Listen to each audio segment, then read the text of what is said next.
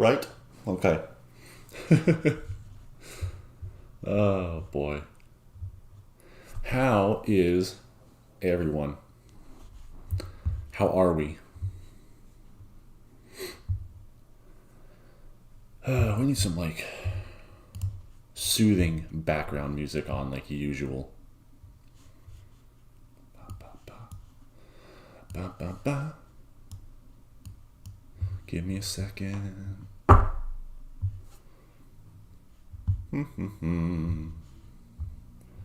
Where is my usual? That is a car.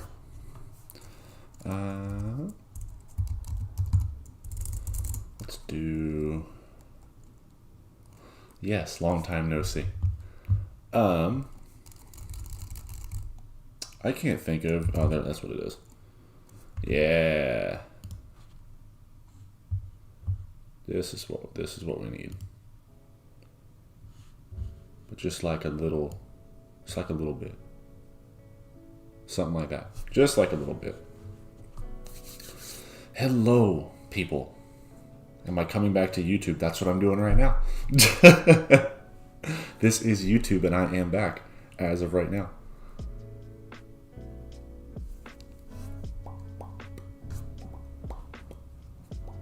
Mocha's back too.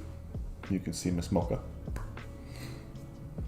Am I going to stream the virtual concert? As much as I would love to, no. And I'll tell you why. Is because Dimash and everyone's associated with Dimash are so kind as to not copyright strike people doing their concerts that they have posted up and stuff like that. Like if you do a concert that he has posted and you do a reaction to it or whatever, they won't copyright strike you because he's a really cool guy like that. And I feel like if I were to do that with a concert that he hasn't posted or that isn't like kind of already out there to the masses and it's one that you had to actually pay for and it was paid to go to charity, if I live streamed that without the permission, I guess I could say, if I live streamed that without the permission, then I feel like I would be kind of betraying their trust, even though I do have the concert still. So I do have the ability to do the digital show, but I'm not going to out of respect for Dimash and everyone associated with them unless I get permission. So maybe that's something I will look into is getting permission to do the live stream concert. But not as of right now.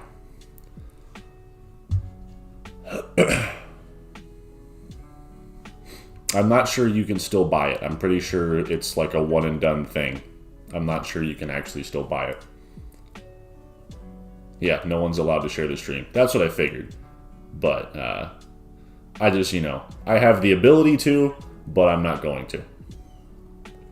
But that being said, let me see if I have, where are my notes on here?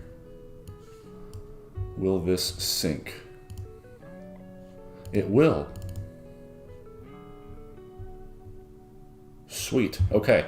So what I will do though, is I have notes that I took from the concert. Because for those of you who follow me on Instagram, you saw that I went on a trip to Iowa to buy another car because I have a car problem. And I went on a trip to buy my car, and because I knew I was going on the trip, I had the Dimash digital concert loaded onto my phone, my laptop, and stuff like that, so I could watch them without internet. And then whenever I was on the plane, I apparently misspelled something. Whenever I was on the plane, I watched the concert, and while I was watching the concert, I did write down just like small little notes. I didn't, go into like a full review of the songs or anything like that, but I wrote down small little notes of each of the performances that were on there. And I can, if you would like me to, share those kind of little digital concert thoughts or digital concert notes with you guys for those of you who have seen the Dimash digital concert. So if you've seen the Dimash digital concert and you want to hear my thoughts and my little notes, I mean, there's probably about, this much on my screen, somewhere around there. I would be willing to share those with you if you would like to watch that. Or not watch that, if you would like to hear my thoughts. It is the same concert as the 16th of January.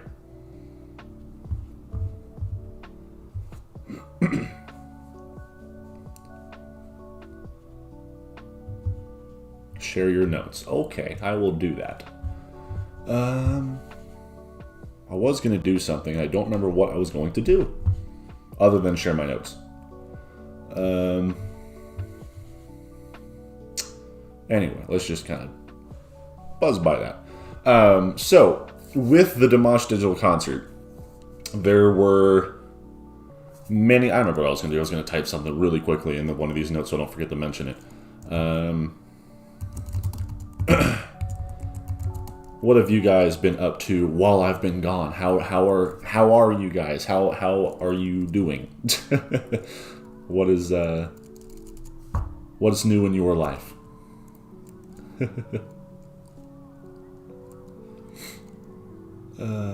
Backstage setup was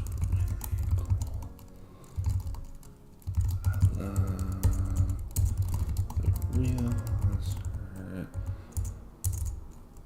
I spelled that wrong. Of that part of the performance. Bam. Okay. Good to see you again. Good to see you too. Really want to hear my notes. Missed you so much. Concert was amazing.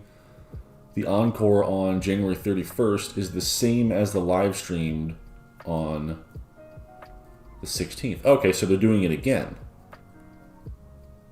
Oh, well, that's kind of cool. I didn't know they were doing it again. I have the concert, though, so I'm not... I paid $100 for the concert and the signed picture and all that type of stuff, and I still have the concert, so I'm not going to need to do that again, but it's good to know. Hello from Italy. Happy time with my new home. Yes, the new home. For those of you who have not seen my New Year's live stream video, I am officially in the new house, and we have been going crazy. I am a little banged up in all types of different ways right now, but it's all right. I have the hat is killer. Thank you. If you didn't see the New Year's live stream, you wouldn't have seen where I got this hat and how much it costs. That's a little secret for you, but I got it in that live stream, and it is very cheap. But anyway, yeah, so currently, right now, I have a pinched nerve in my left hip, which sucks. And, Mocha, will you lay down? You're being distracting. Yeah. Come say hi to the people, then go lay down. Come here. Come here.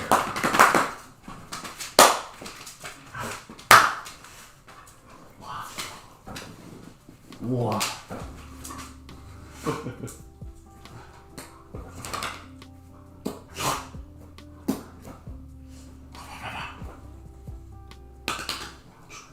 Go lay down. Go lay down. Dad's not laying down. There you go, good girl. Okay, so anyway. Yes, Mocha loves the house. I have a pinched nerve in my left hip, which sucks. And then I have an outer ear infection on my left ear, which I'm getting through also. That sucks. And then I was eating ice cream last weekend, so a week ago. I was eating ice cream that had M&Ms in it. And after I finished, half of my tooth came out. So I have to wait to get that fixed this week or this upcoming week. Yeah, so like half of my tooth over here is just out. So that hurts. That hurts. That hurts. I banged my elbow on the shower really hard this morning. That hurts. I'm all kinds of banged up. Yeah, ear infections, not fun. They're not fun. Fun fact though, you can always put eye drops in your ears, but you can never put ear drops in your eyes. So if you get the right eye drops, you can use them as ear drops. But yes, that's Miss Mocha over there. Anyway, so I'm a mess. So if you guys see me drinking anything like this, it's to keep the water out of the sensitive side of my mouth. But Anyway, so back to this real quick. So we'll get in while people are still kind of like funneling in here. You love the Audi RS4? I do too, but we don't get them in the United States, which stinks. It really does. But while people are still kind of coming in here and piling in here and stuff like that, I will go over my Dimash digital concert thoughts. And for those of you who have seen the concert, you've probably seen it multiple times, so you'll probably know what I'm talking about when I go through these notes a little bit more than people who haven't seen the concert. Hello, Elena. Everyone, welcome Elena to the chat. We've all missed Elena. But anyway, yeah, so let's go over this. So first things first, concert starts off backstage, and it's a very good production like quality way of making it seem like a real concert versus something where they just recorded like a bunch of little performances and then like stitched them all together. Because essentially that's what this whole concert was a bunch of like pretty much individual performances that they probably did, maybe twice, maybe more than that if they had, some choreography mix-up or something like that. But, if they went at this like it's a normal concert, there's not going to be any need for kind of reruns, or any kind of retakes or something like that, except for maybe some of like the close-up shots or whatever it may be. It had a very high production value. So pretty much they started out in a way where it makes you, realize that it's Dimash behind the scenes. Like it's backstage. He's like in his dressing room kind of thing, and he's sitting on his couch and he picks up the microphone and just goes for that you're like, what's the first song going to be? What's he going to go for the first song? And he comes right out of the gate with Ogni Pietra Olimpico. He comes right, first song of the set is Olimpico, which is one of his most powerful songs ever done, and one of the most powerful songs I think ever done in general. And he comes right out of the gate, smacks you like right in the face with it.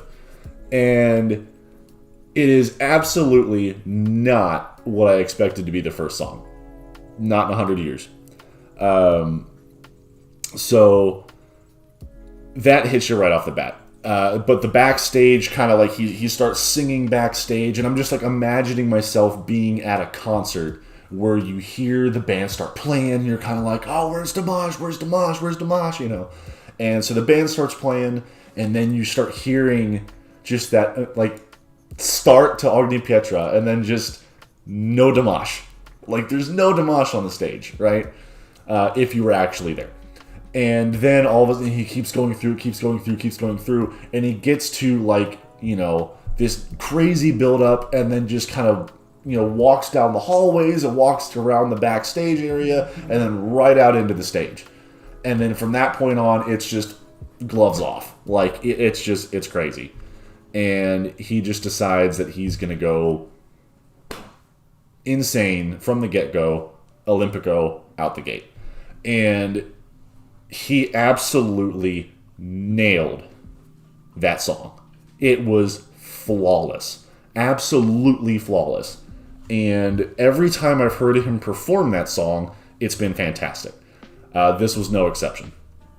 So it gets done with that, and then you have this, between some of the songs, you have this like transition kind of a deal, where it says like Dimash digital concert, and it's like kind of like this little transition cut kind of thing, and then it moves into the next song. Transition moves into the next song.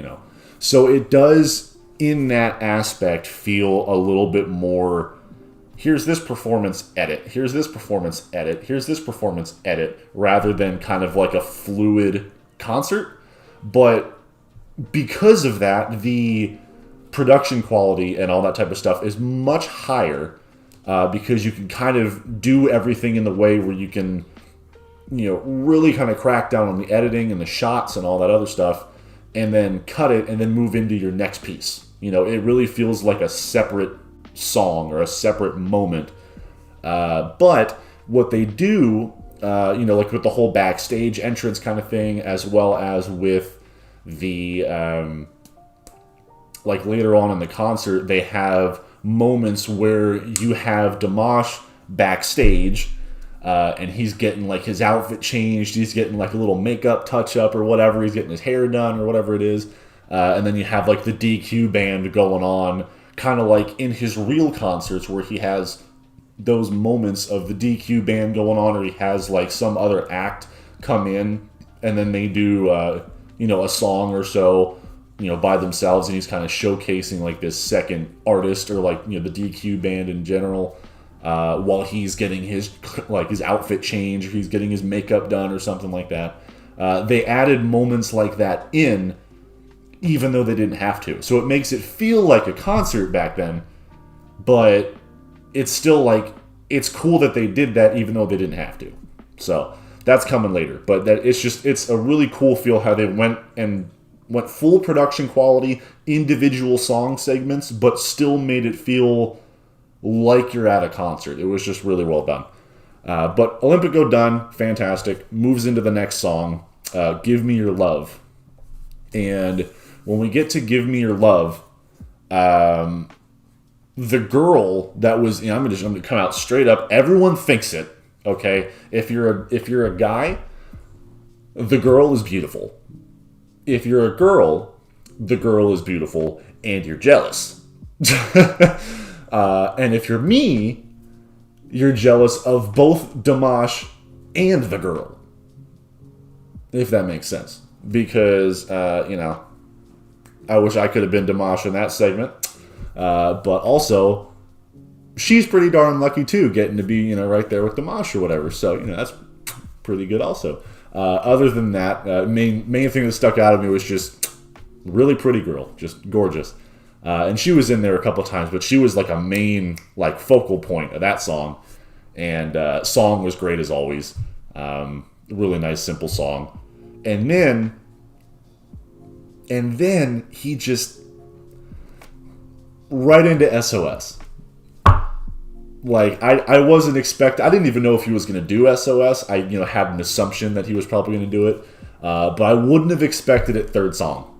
I would have put that a lot closer to, like, the meat and potatoes of the concert, like the middle, right in the middle, maybe like middle end, somewhere around there, after he's done a couple, like, really kind of crazy upbeat songs, which, Olympico and Give Me Your Love, both kind of powerful upbeat songs. But I just would have expected it a lot later in the concert. But it was great to hear it.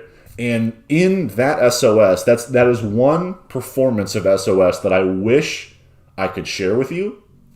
And if I can't, you guys need to find a way to, some people have said that you could still go pay for the concert or whatever. You can watch it again on like the 31st or something like that. You need to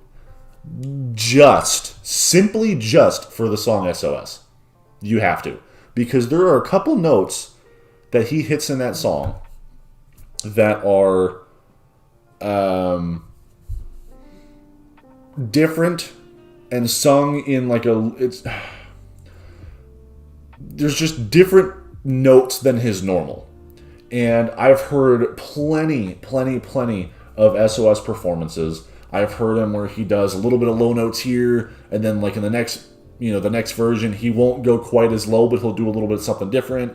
And then the next version, he'll go take that low note even lower, stuff like that. This SOS performance, he did a couple of those different notes than I've ever heard him do in SOS. And in my personal opinion, with the exception of SOS from the one concert where he's, you have the emotional aspect behind it because of his buddy, Rip. But with the exception of that one, just because of the emotional aspect of it, this was my favorite SOS performance to this day.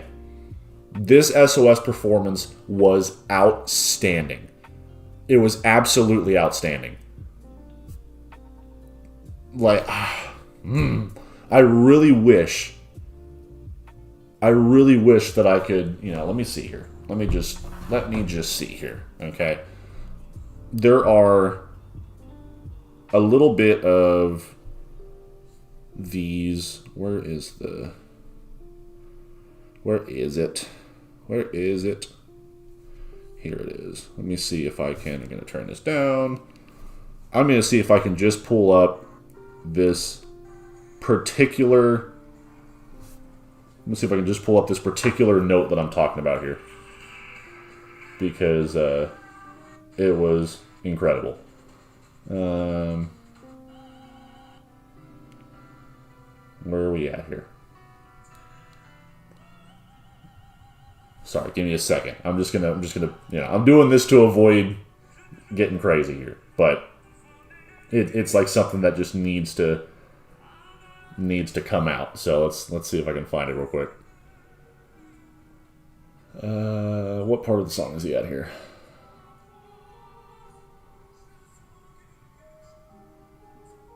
Is it here?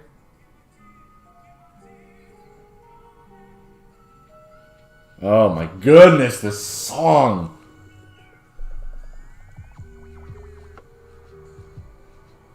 That's exactly where it is. It's right here. So this performance right here. I'm just gonna like kind of watch my microphone peaking here. That seems a little bit too loud. But so right about here, he goes into this crazy high note, right? And then he goes down to that agranotto, like that he does the universe, that song, or that part. And just the way that he goes into that really deep register when he goes, way down like that, he keeps it, low and kind of ominous sounding when he says the universe after it, where usually he kind of lifts that up into like a softer tone. Here, he really kind of keeps it down, and keeps that like bass in it, and it makes it almost kind of seem, in a good way, it makes it kind of seem like a Disney villain. It just has that like ominous feel to it, and it's a really cool part. So I'm just gonna play it, and hopefully you guys can, adjust your volume here, but it's just see if you can catch it.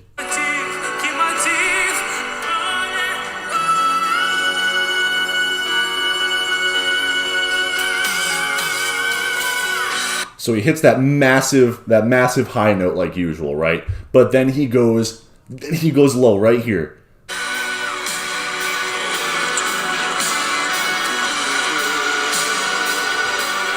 That part.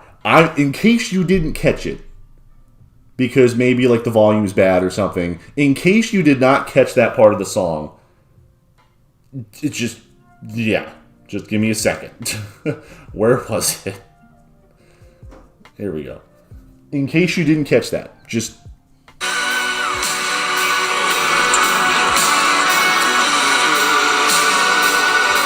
Do you hear how low? Just how unbelievably low and like smooth and ominous sounding that is. Like, It's incredible. It's absolutely incredible. I have no control over the subtitles. But that specific note, I replayed that like 10-second, 15-second clip probably about 20 times on the airplane. Not even joking. It was one of the most like heart-hitting notes. And it just sounds like a villain from like a Disney movie in a musical in a good way. Like it just has that deep, ominous, just I can't even explain it. But it was so good. Okay, just if you can buy a ticket to watch this concert still, or you can find a way to watch it, go watch SOS and concentrate. Just concentrate on that note, and it's going to blow your dang mind. Okay, so enough of SOS. Fantastic. Has a great use of echo effects in that song, too. There's a couple of notes that just add that little bit of, like, mic echo, and it's just fantastic. Great song. Best song out of the whole thing. Then we move into Golden, which, apparently there's, like, a new music video coming out for Golden or something like that. We're going to be all over that, hopefully. So Golden comes in. And it could just be me. And you'll have to kind of go back and rewatch it yourself in order to tell. It could just be me. But it sounds like this version of Golden was sung in a slightly lower register than usual. And I'm not sure why. But it was a really strong performance. And there was some really nice little bits of like rasp and fry, a little bit of vocal fry, but nice rasp in his voice at certain parts. But it was driving me insane trying to figure out if it was sung at a slightly lower register than usual.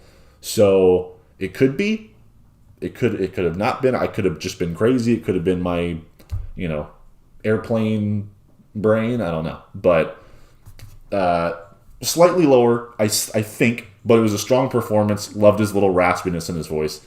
I don't know how to pronounce the song. But the next song after that was like Omir Oter or something like that. It was a new song to me, I think. I don't think I've heard it before. But it seemed like a really emotional song. Have really, really nice breathy qualities early on and throughout the song, mixed with very strong full chest notes. So it had a good amount of range between, kind of like little soft breathy tones and a lot of like that strong chest note going throughout the song there. It wasn't one of my favorites from Dimash. However, it was obviously a very quality performance, as Dimash does. But I did like, one of the things I did like about it was the sound that was like a mixture of classical instruments with like rock guitar. I really enjoyed the fusion of those. It was his performance there. That song probably just has to grow on me. But it wasn't one of my favorites. However, it was still really, really good. And just the whole overtone of like the rock guitar and the classical instruments and just like the breathiness and the strong chest voice, it was just a really complicated and good performance. How old am I? I am 26. I am the same age as Dimash, or he might be like half a year older than me, something like that. But I'm about the same age as Dimash. We don't share the same birthday, though. That kind of sucks. But then after that new song, to me, was War and Peace. And I don't remember if I've ever done a reaction to War and Peace, but I know I've seen it in concerts before, or on my own, one of the two. But it was such a dramatic performance and a ton of range in that song. It was unbelievable. And I noticed that the amount of energy that he put into that particular performance seemed like he just put like extra amounts of energy into that performance. Really kind of sold that performance with how energized he was, and you could just tell how into it he was with his with his energy and his voice, and the vocal range was crazy, and absolutely loved it. Then we move into what I was mentioning earlier, which was the DQ band segment. This was unnecessary because it's not a real concert. So he doesn't actually have to go back and like do his makeup, change his costume, his outfit, whatever. He doesn't have to, because it's all individual. You film it in sections. It's not like, where you're performing live to a bunch of people. Oh, let me go off the stage real quick, but if I go change my outfit, you're going to be bored. So here's the DQ band. It wasn't necessary. But by adding it, and adding the little segments where you see Dimash getting an outfit change or getting his hair done or his makeup done or whatever in the back, it makes it feel more like a real concert, like I was saying before, than just a bunch of like individual kind of like music videos or individual like music performances. Just simple little things like that with the DQ band segment makes it seem like a concert. And that's what they were going for. And I understand why they put it in there. So, good on them. But we're here for Dimash. So, I don't know how many people, when they go back and watch the concert over and over again, actually watch through that segment. Or whether they just get to that segment and skip to the next song, which is Love of Tired Swans. Now, Love of Tired Swans. Okay. People have been asking me to do a reaction to this music video for a long time.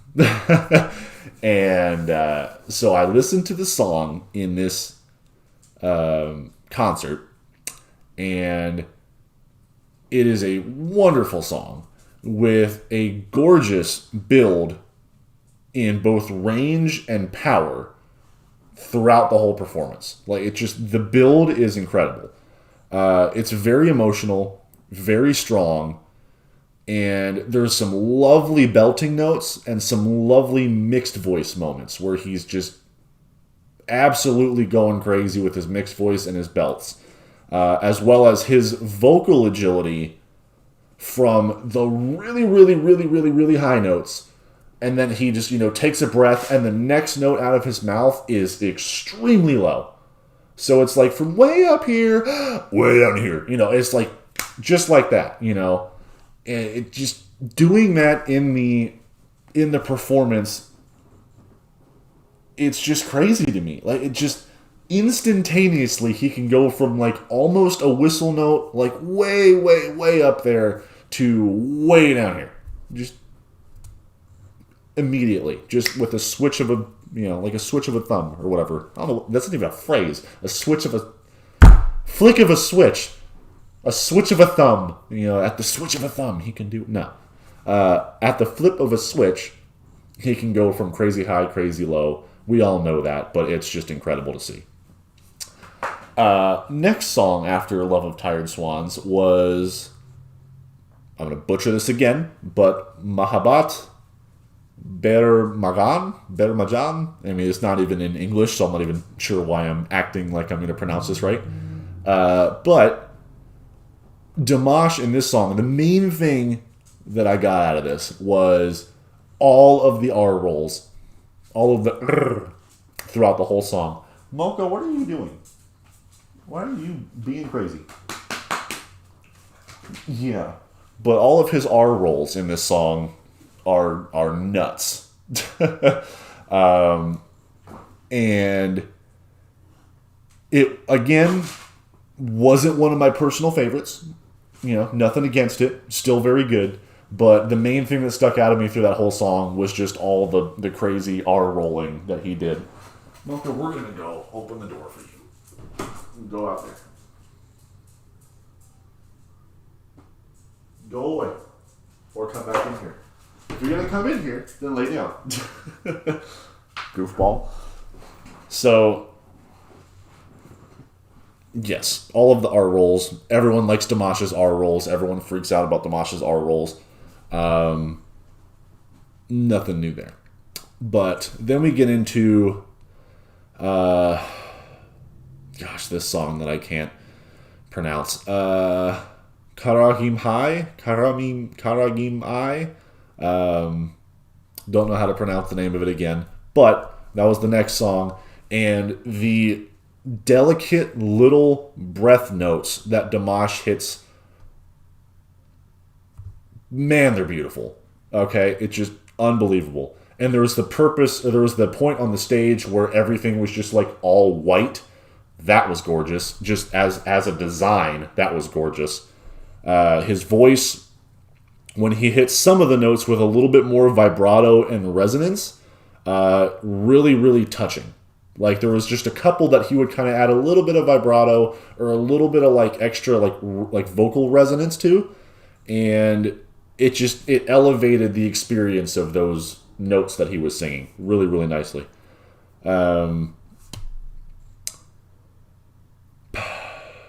This writing is so small. And he had a lovely use of emphatic pauses in this song. And then the disappearing pianist, and I'm saying pianist, the disappearing pianist was fantastic as well. There's like a little illusion that happened there. And I'm going to kind of get to... Yeah, I think it was here. Yeah. So I'm just going to see if I can show this to the camera here. Okay, yeah. So show this to the camera here. I'm not going to play any audio or anything like that. But see how there's a pianist sitting right here? And then he's up there singing? Okay? So at the end of the song, they do this amazing transition where the pianist kind of slowly... I think it might be like right around here. Let me see here. Let me just at least get to the part so I know I'm not going to like get in trouble. I was way off. Okay, it is... Okay,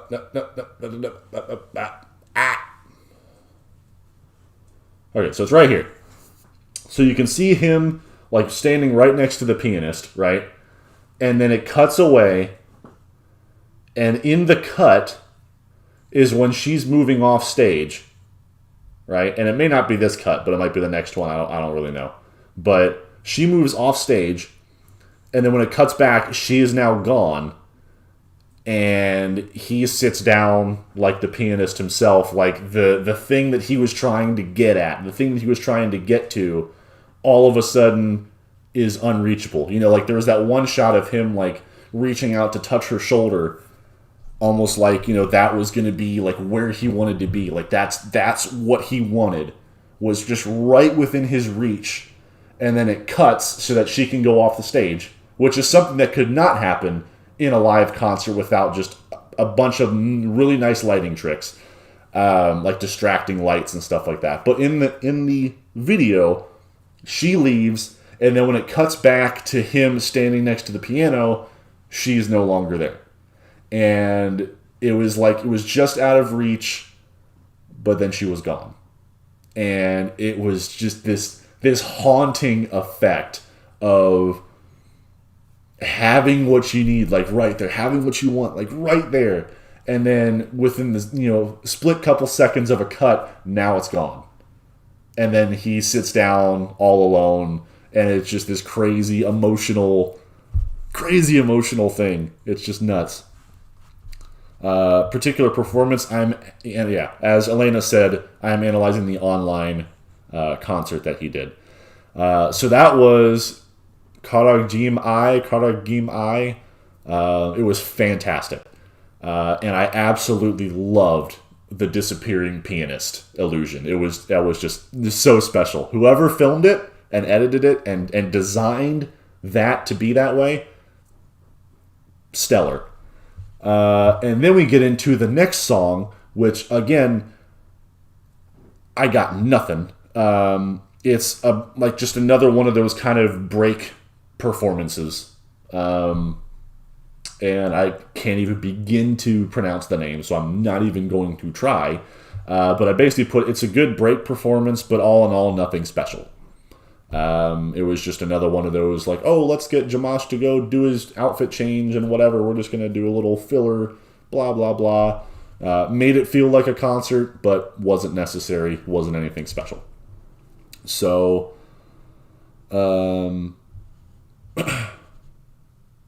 after that was Dai Di Dao. Another one of my all-time favorites. Absolutely, like, as far as songs in general, another one of my all-time favorite songs. Dimash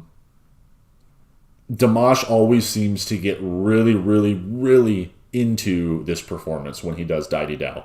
He always emotionally just full-on investment into this performance. Excuse me. And just the attitude and the notes that he has, the attitude that he has, the notes that he hits during those, or during like the Dai Di Dao performances, are always just really special. Really, really nice.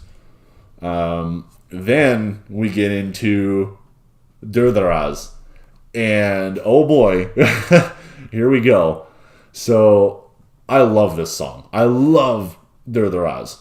And it is probably the closest thing I have heard from Dimash to, as everyone knows, or most people know here, I am like 100% a metalhead, metal, rock, hard rock music, EDM, a bunch of things where people like, go crazy and they headbang to music and stuff like that.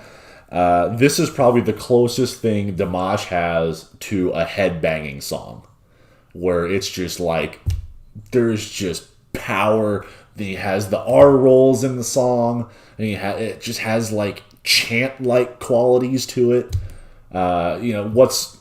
What's not to love about Durdaraz? It makes you want to like go out and conquer something. Like when you hear that song and you just feel empowered. Like you feel like you could go bench press a truck, like just lift it, And it is like the most hard rock, chanty, powerful, crazy song that Dimash has that I have heard. That's not just powerful like Olympico. It's powerful in a completely different way. And I absolutely love the song Durdaraz. But then he mixes it up and immediately brings it back down and goes into Samotao.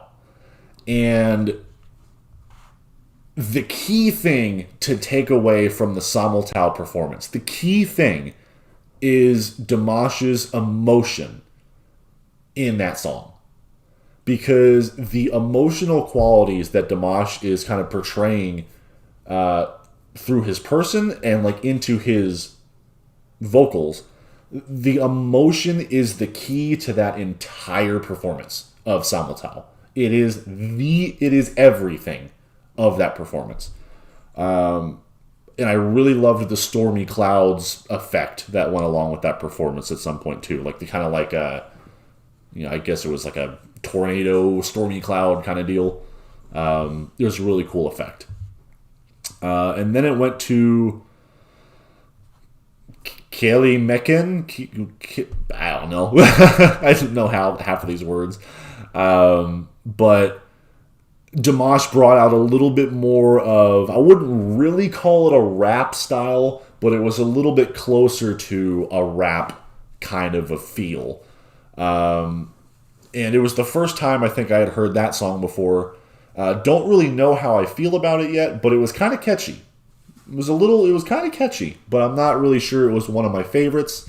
But again, kind of another cool little area where he brings out a little bit of the rap aspect, a little bit of like the faster talking, faster, more monotone singing, I guess you could say.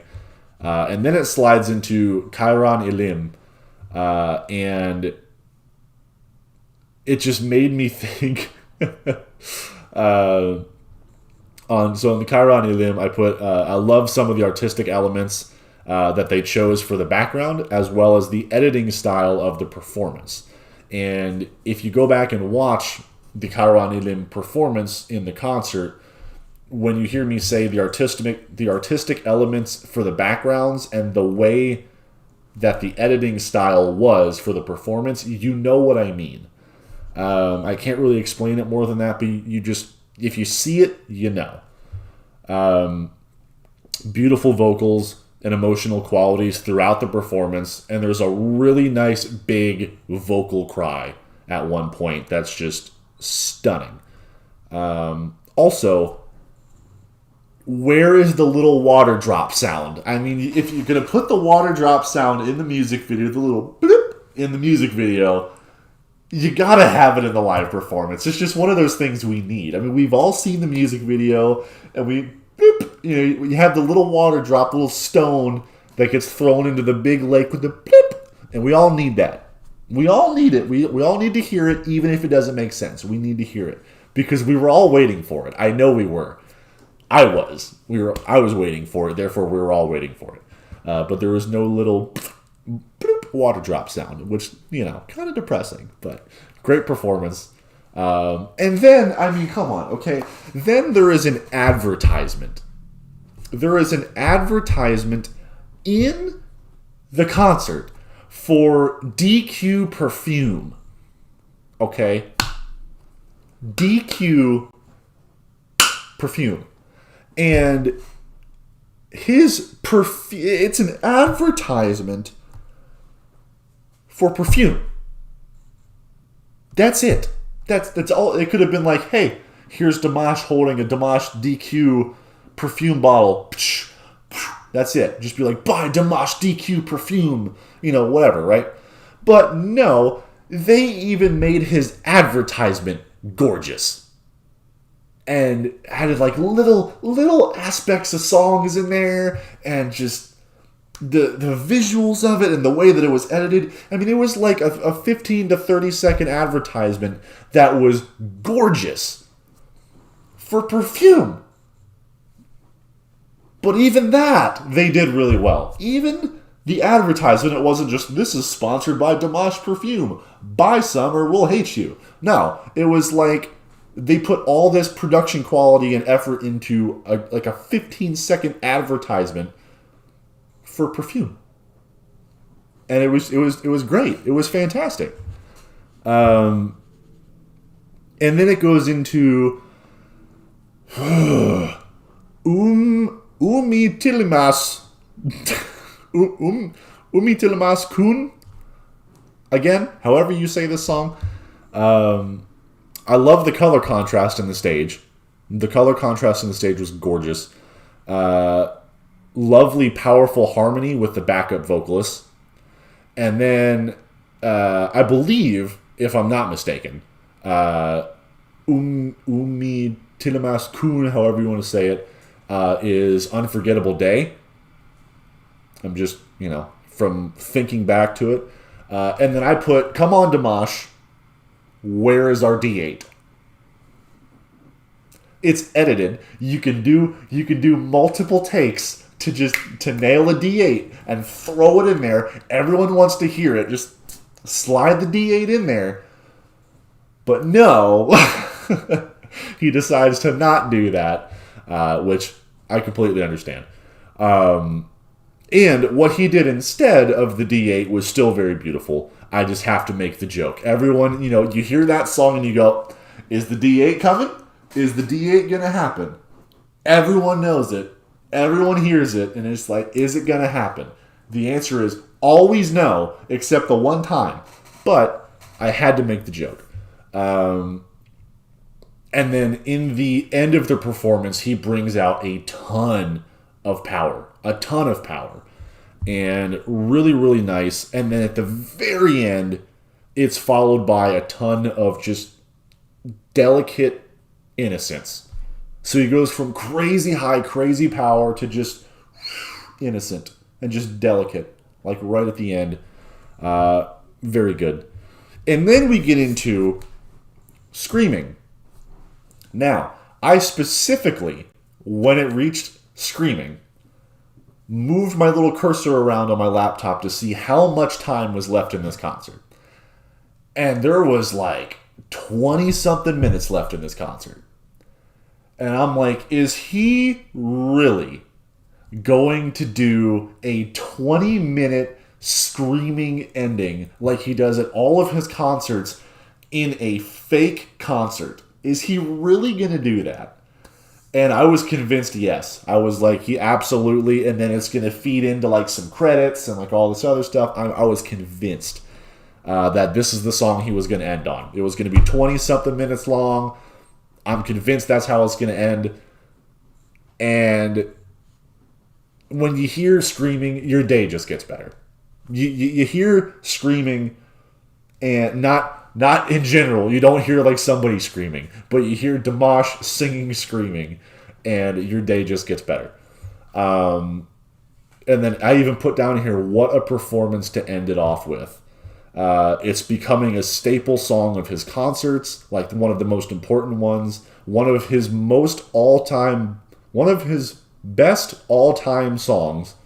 And then I said wonderful freestyles and insane notes. Also, more rapping, of course.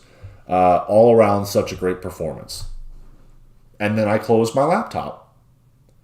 And then I remembered that I didn't check to see how much of the concert was left. And so I opened it back up, and it wasn't over. Because there's like a little bit of like, that was it, that's the concert, woohoo. And then he puts in an encore in the digital concert. He puts in an encore song called Be With Me. And Be With Me, let's talk about this for a second. The vocal fry that he gets in this song directly down from a head voice, where he's like way up there in his head voice. You know, he's way up there in his head voice doing his little head voicey whatever the heck that he does, and just goes vocal fry, like directly after up here, down here. Like I was saying before, the vocal agility is nuts. But he didn't just go from high to low. He went from head voice to vocal fry. Like that. At the flip of a thumb, or whatever I said earlier. The switch of a thumb? I don't know. But at the flip of a switch, he goes from way up high in the head voice to a vocal fry. And my mouth just went... Just dropped. Because outside of the SOS low note that he hit that mesmerized me for like 5 minutes... Outside of that, there was nothing else in this song, or in this whole concert, that really kind of blew my mind. And I say this every time. You always think you're done getting your mind blown by Dimash. And then he goes, no, you're wrong, mind blown. And then just hits you with something else. And that was it. The head voice to vocal fry blew my mind. Blew my mind. And then I added what a fun song it was. I loved it. It was really interesting. And then I said, I can definitely jam to this. And then I said, I absolutely love this concert. Easily a 10 out of 10. Absolutely easily a 10 out of 10. Can I show that note? Probably. Let me pull it up. Let me see here. Pull out my earbud. Okay, that's screaming still. Alright, let me see here. Let me see if I can find it real quick.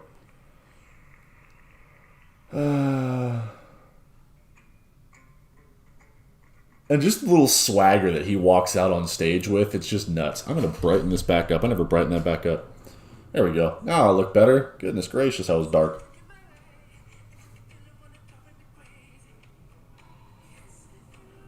Let me get to it. Hold on. I can sing it for you. I probably could. Oh my goodness, dude. Okay, so 130 and then something.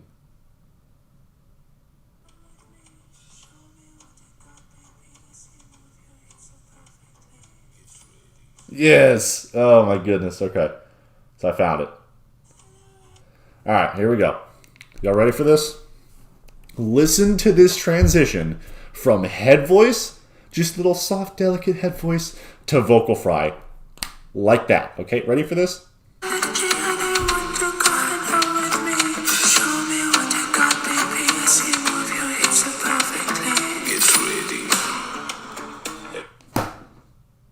How? I don't understand. And then he does it again, or not does it again, but he just continues on it from there. So let's listen to that again.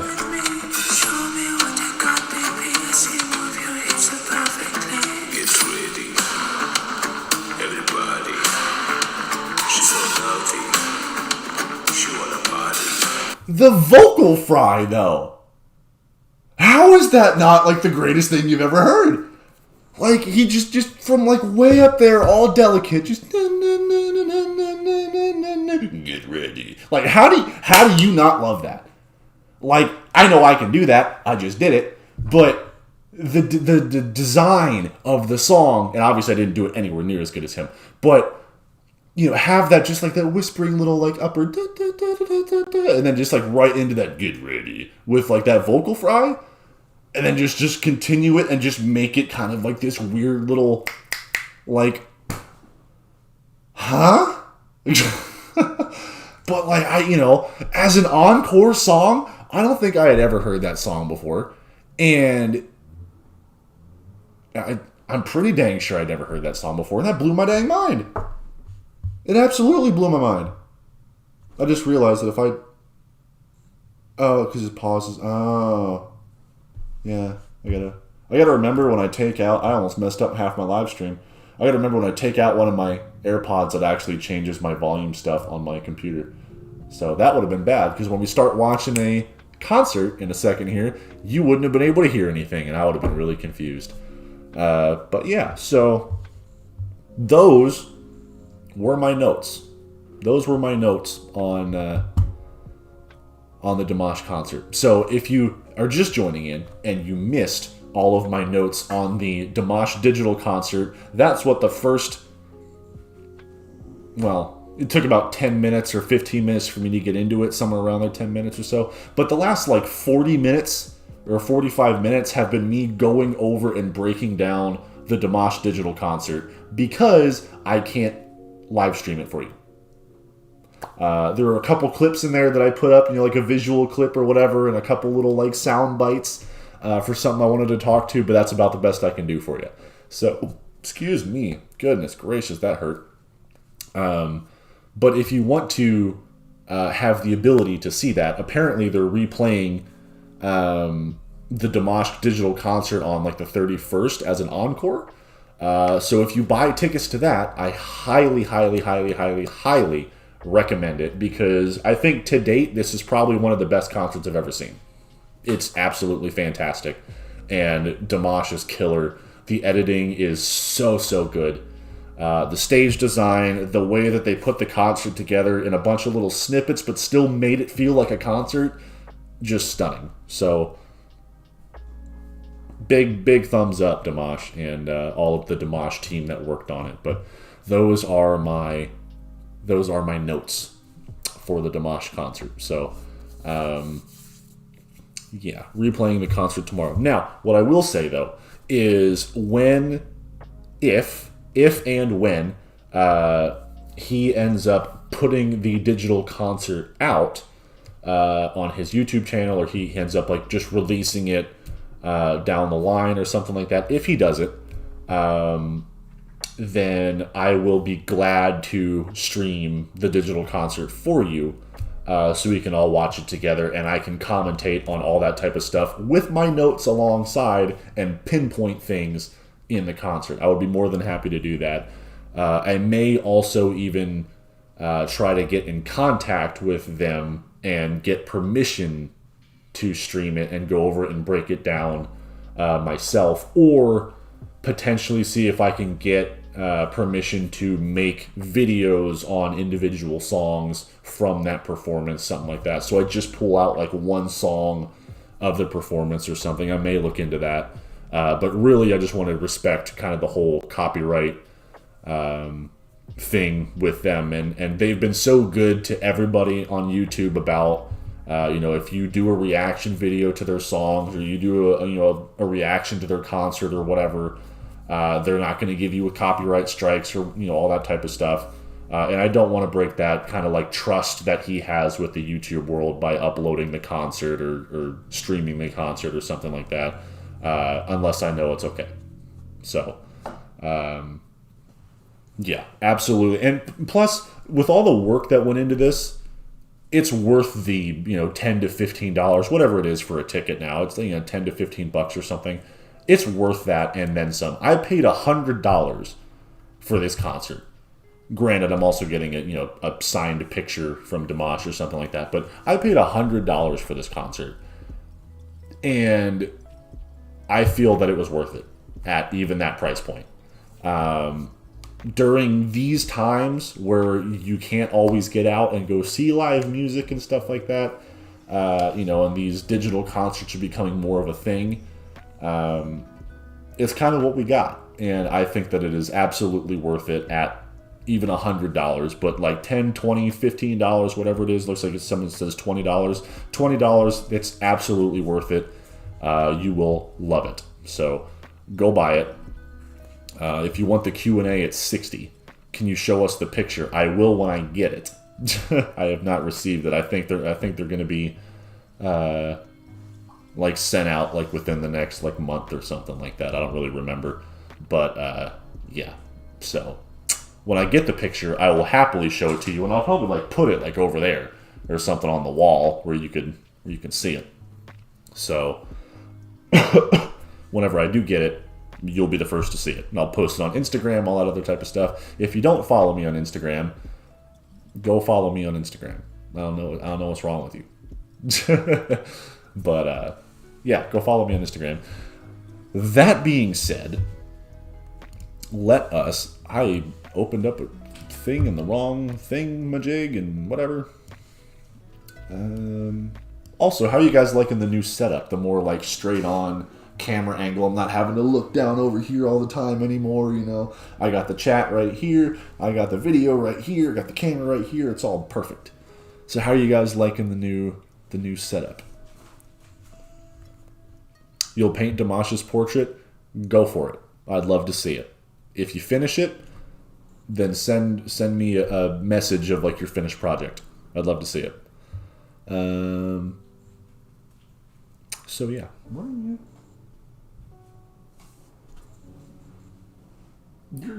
You have two beds. You have a bed there and a bed here, and then you even got like a little beanbag chair over there, and you're gonna choose to just lay right here.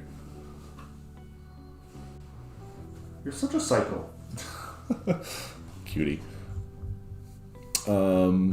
What concert shall we do? Want more posts and stories? Trust me, I understand.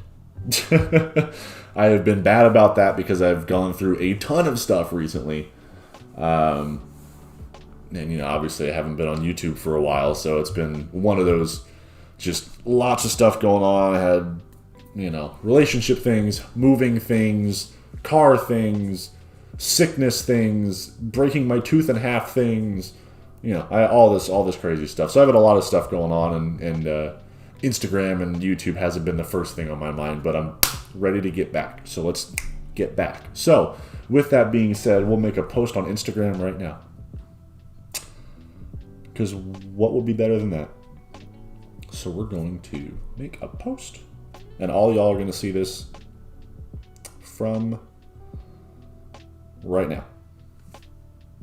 I need to go to my camera. How do I do this anymore? How do I do this? Oh, there it is. Okay. So we're going to take a picture of me and where is she? Oh, she's over there now. Of course. Mocha, come here. No. Sit. Good girl. No. You look like a psycho.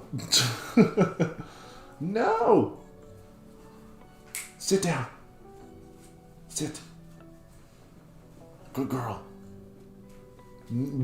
Why do you move right when I'm about to take a picture every time? Why do you move? You are making things difficult for me. You are making things difficult. I'm just going to take a video instead. That's how I'm going to get ahead of you. Ha! We are streaming right now, so if you haven't joined over in the stream, we're about to start a concert. So go join the live stream. I didn't even finish that, but whatever. It's all good. Making things difficult. There we go. Go to YouTube and join the stream. We're about to get into a concert. A Dimash concert. See you there. With a little... Yep. Boom.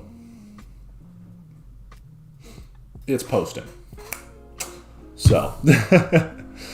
Alrighty. Yeah, I don't even remember exactly what concerts I've seen, because people are like, oh, do this, the concert from this city, or the concert from this city, and then people are like, oh, there's stuff from that city from like 4 different years. So I don't remember what's concert I've done or not, but there you go. There's the me spazzing out with Mocha doing a live stream Instagram thing. So go over to Instagram, hit the like and hit the follow and all that fun stuff, and there you go. Your new setting is awesome. Thank you. It feels good. Alrighty.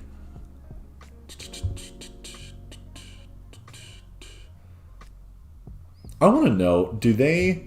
Hey, Joe is in here. Hi, Joe. Let's see. Is the... Dimash, be with me.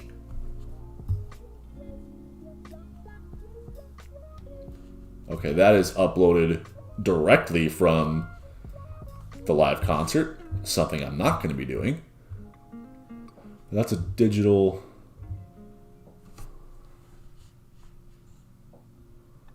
I don't even know what these are. Yeah, so it doesn't look like that's actually on YouTube yet. So can't unfortunately show that. I was gonna look to see if we could show that, but I'm not gonna play the straight up video from the live concert. So alrighty.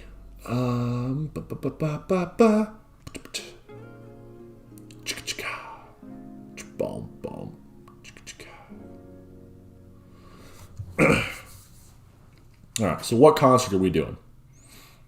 Send a link. Send a link. Cool. Did you send it to Instagram? Did you send it on... I don't even know. Hey, my boy added me as a friend on stuff. Cool. Ooh, food.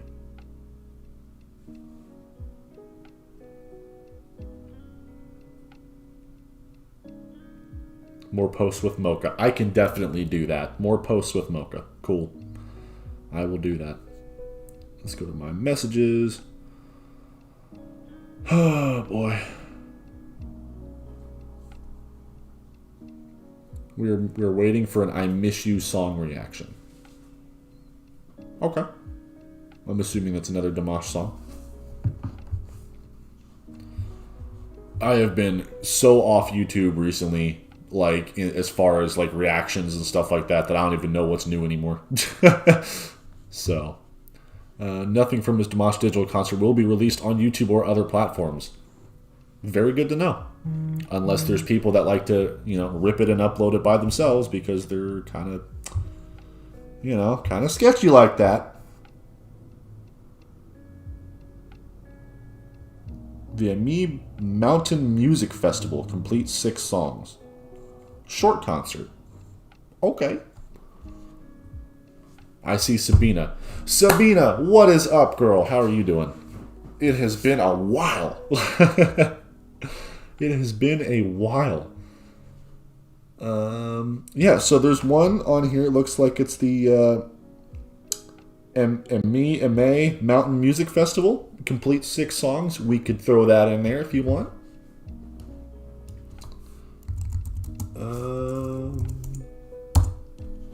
So we can throw that in here.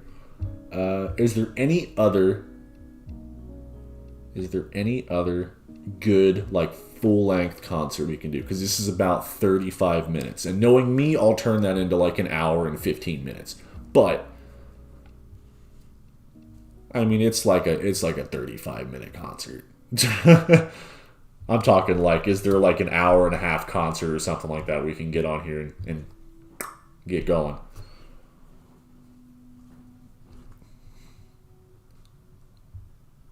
Can you make a reaction to no vocalies from the Kiev concert? So a lot of people ask me to do no reaction videos. And the main reason that I have not done a no reaction video is I have seen and I have heard and I have been warned by a bunch of people that if you make a no video, it will get copyrights and will be blocked, like, to everybody. So if I make it, no one will be able to see it. And if I do no stuff on streams, it'll get the stream taken down until I take out that part of the stream. So that is the number one reason why I have not done the song No in its own specific video. That might be another one that I have to kind of do on the side and then upload only to Instagram. I've done that before with something. I think that was the Chinese one, the Chinese song. But that may be one of those where I have to, you've done it, it will not. Okay, well, which one have you done, Sabina? I'm going to copy you. Which one have you done? We'll do it right now.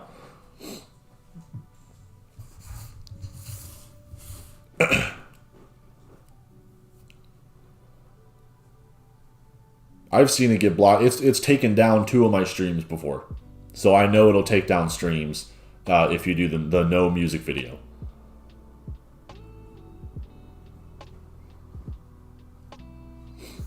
Sabina, did you do the music video or did you do a video from like one of his concerts? All right, well we'll do this this MI Mountain Music Festival. We'll do this one. You've done both versions, so you've done the music video and you've done the Arno one. Okie doke. Have I reviewed Daybreak from Bastow? Daybreak. I know I've done Daybreak, I believe. I don't know if I've done the one from that. I mean, I've seen the Bastow concert, though. So, but I don't know if I've done that specific.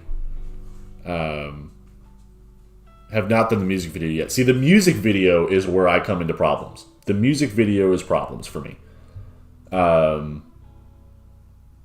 But the concert version, I think I've maybe experienced it once or something like that, but we'll see. So I'll look up a concert version of it. But yeah. Okay, so we'll do this, the Mountain Festival one, and then we'll do Dimash Vocalese. Oh, shut up, phone. Hermé. Shut up. So Hermé, okay. I have done Daybreak. Okay, cool. So we will do Dimash Vocalese. Where did you guys want it from again? What was the concert? Was it Kiev?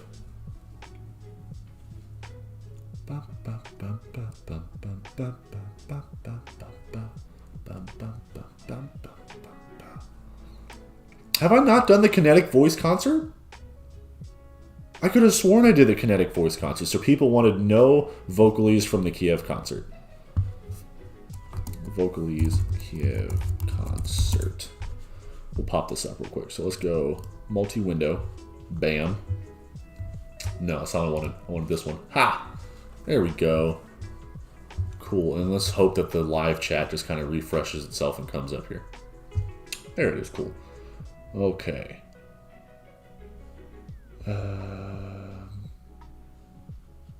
Alrighty. Ah, yes. The one in the singer competition, he was sick for the Daybreak one. I remember that now. Okay.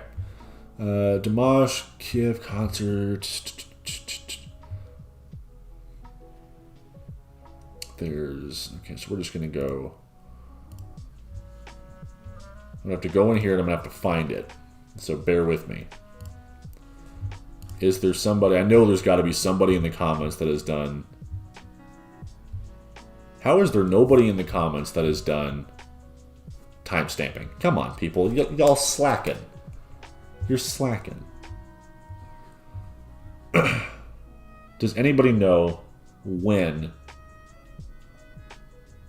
the song is in the Kiev concert? There's SOS. I love that. Did I do this concert? Was it this exact concert that I've done?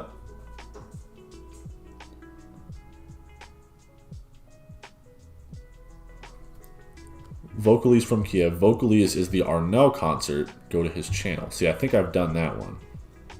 But I haven't done like a breakdown of that song. Hey, it's my mom. Everyone welcome my mom into the chat. Hello, Mom. Dimash has a standalone song for No Kiev. Okay, we're going to go to Dimash's channel. That's what we're finna do. Dimash. Who is doing things to me? I'm getting messages from people.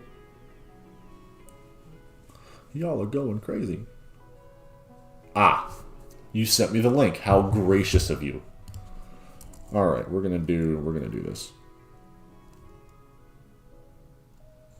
Although this looks like it's from the Arnau tour. Oh, from Kiev though. Duh. Okay. Vocalese. This one. Apparently. Okay, this is this is what we're gonna do. We're going to do this one. This one right here. Bam. I don't know if this is gonna like blow people's speakers out. Because first of all, we need to take this. We need to chill out this Spotify. What do we got here as far as volume? Is that good volume for you guys?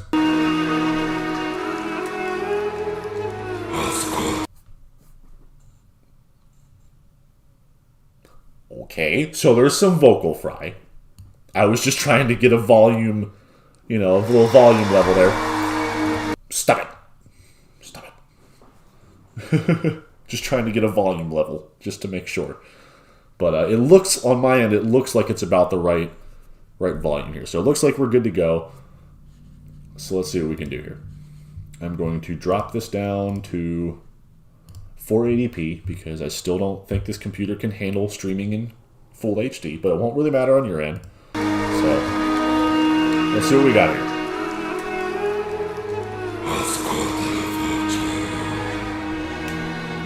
Vocal fry like none other.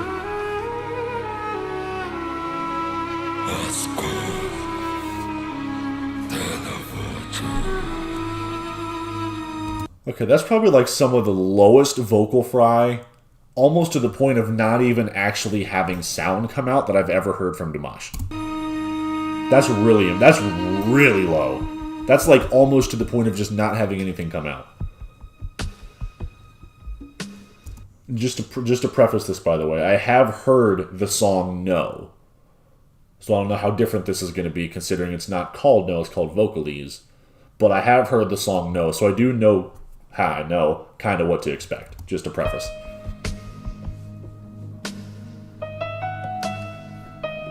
And I really love this piano like melody that happens like throughout the song, by the way. It's just a really nice simple piano melody.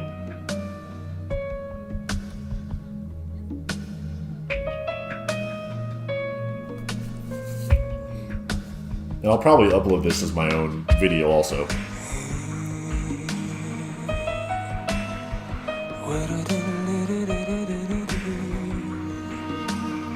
Okay, so just having some fun here with some little freestyle.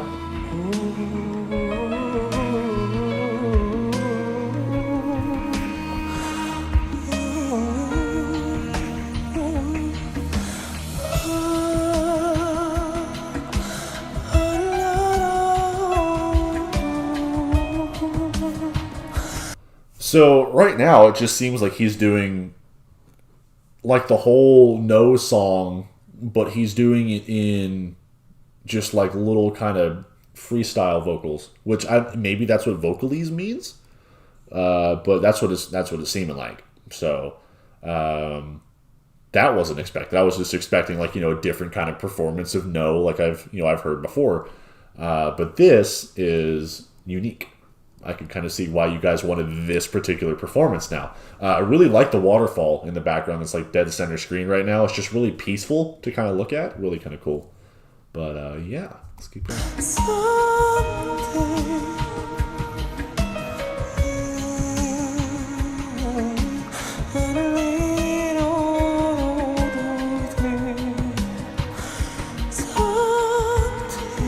Well, so delicate right there.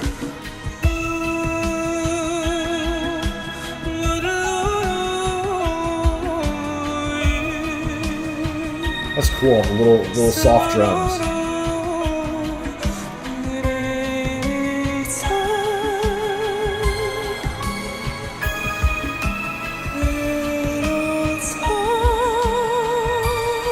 It's so nice and delicate. Okay, so before it gets any further, notice here the everyone loves when I talk about the colors of the stage, but notice the colors that they're using on the stage, and just this shot right here, you can see this big blue kind of light going over top of him, but they're using this kind of like aqua, like soft light blue color. They're not using these really, really bright, vibrant colors. They're using like these nice, soft, kind of pastel looking, cool tone colors, not reds, not yellows, not orange. They're using blues and like this dark green in the background on the video board, and the cool tones, the cool colors, really go nicely with soft, delicate vocals. And then you get the bright reds and yellows and oranges that really go well with powerhouse vocals, like the really kind of strong belting notes, the powerful mixed notes, stuff like that. But what he's doing here is really nice little head voice, delicate, intricate little, plays with his voice right now. And it goes really, really well with that soft blue, cool colors.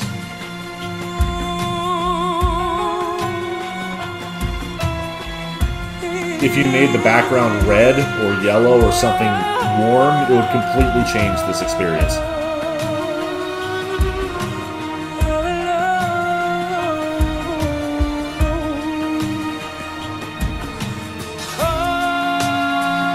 More full voice now. That's all this is going to be, isn't it?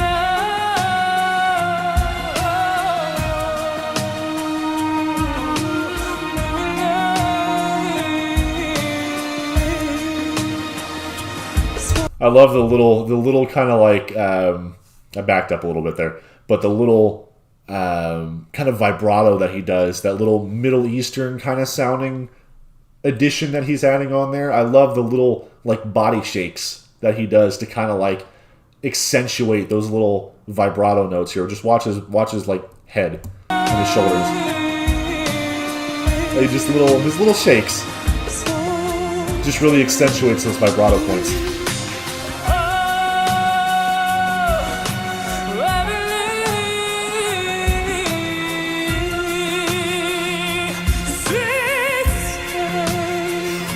Man, that was a nice bell.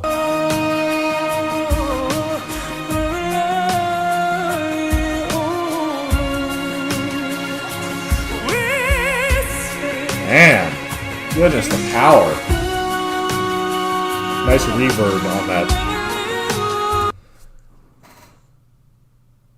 In-ear monitors coming out. Something's going to happen. I'm scared. Something's going to happen.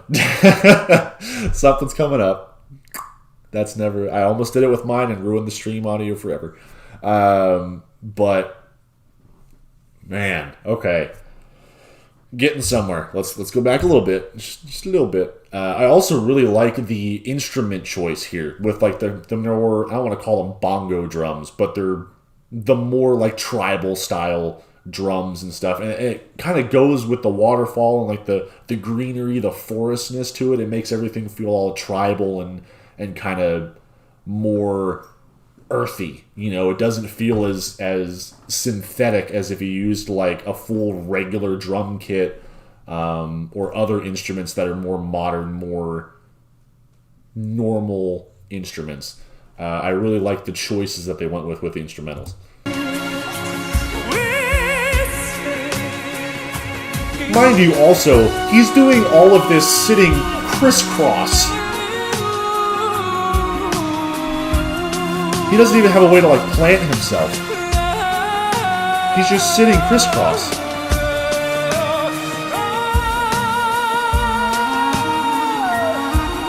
Oh, a little tail off there. You hear that little tail off on that note? It's just like that kind of like cry off on the end there. It's interesting. There's that full belt power. Is he gonna get it? Okay. Now we got some rock guitar in there with nice distortion on it. That is the complete opposite of what I was saying before.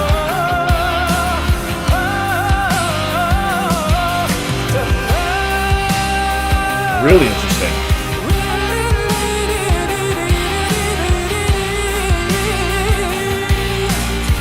Okay, he's just playing with his voice so much right now.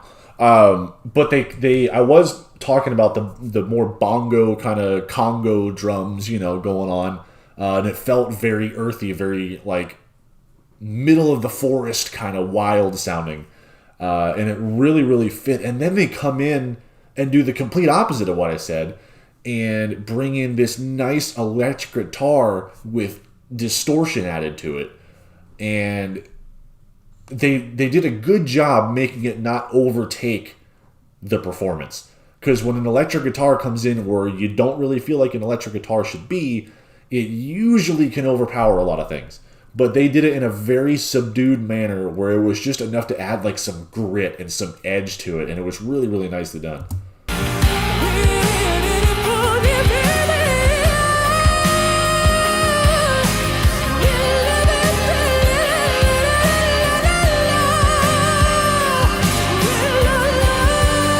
A high note there. So you missed out on the high note there, though. Unless I'm getting ahead of myself.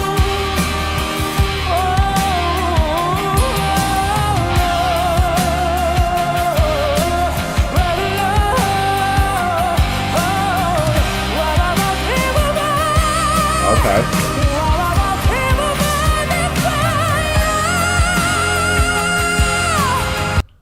Is he going to go into a head voice here? I have to imagine he would, but maybe he won't because he didn't hit the high note. But this is getting incredible here. I want to go back and listen to this like build up here again. This is like, how can he sit there and sing no words to a song that is full of words? How do you sit there and sing a song with no words by not singing words? I'm getting in my own head because I'm so confused. There's a song with a lot of words that he is singing no words to and making it interesting and captivating and just the energy is just like, where are we going? How does he do that with no words? Because it's more of an instrumental kind of a song because when you take lyrics out of a song, it's typically an instrumental. Obviously, he's still using his voice. But if anybody else did this, I feel like I would be bored. Or I feel like I would be missing something. Because there'd be no lyrics to the song that I usually sing along to or something like that. But this is incredible.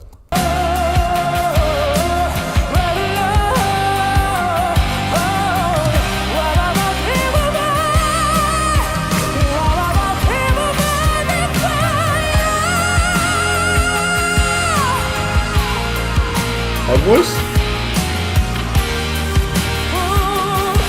No head voice. Wow. Okay.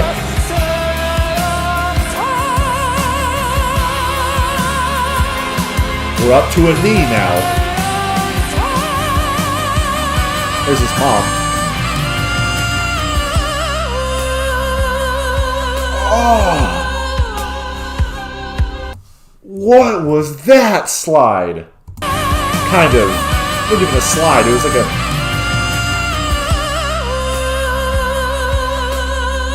Oh, Dimash, you hurt my head. Notice, though, how when he goes into that note, look how close the microphone is. You know, microphone's like... It's like, right, I'm against a black shirt. It's like right here. And he's just like, whatever he's doing. And then when he goes into that, like, slide up, it's not really the most natural of a vocal change. So he pulls the microphone away, like here. He goes from here, he pulls it away to here to kind of make that vocal transition without making it a harsh transition. So you can go like, like when you like switch and then you can hear it.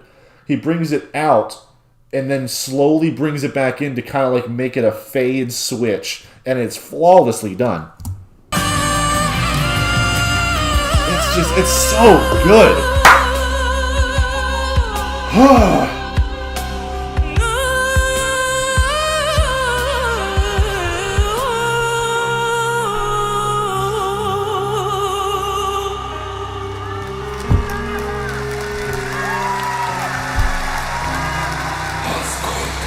And then back to the vocal fry. Back to the vocal fry to end it. Oh my goodness.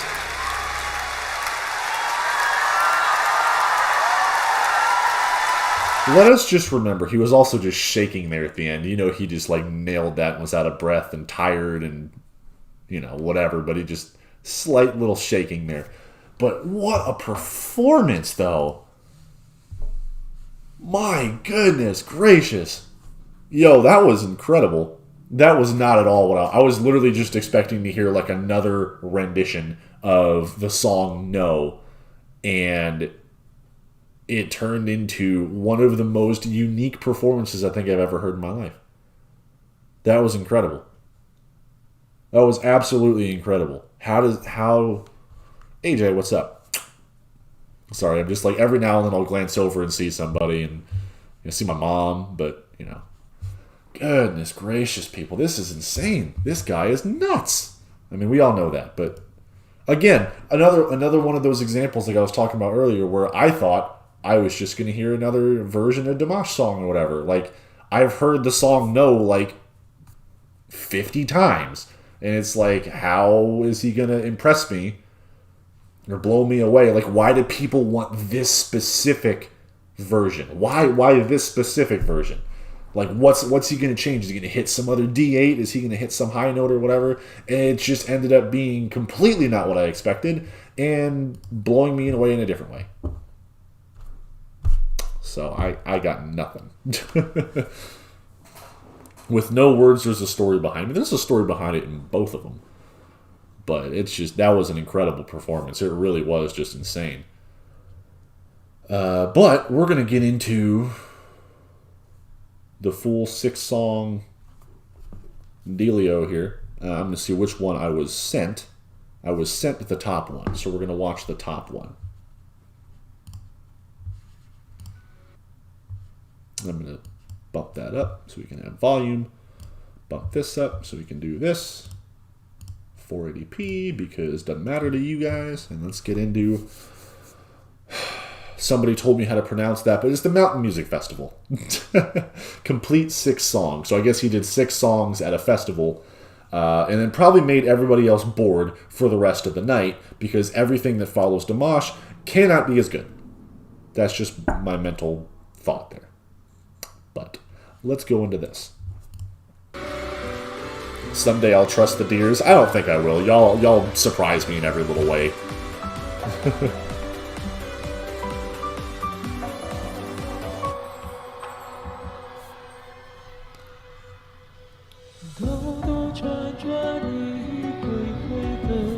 Okay, so I know this song. It'll take me a minute to figure out which song this is, but I know this song.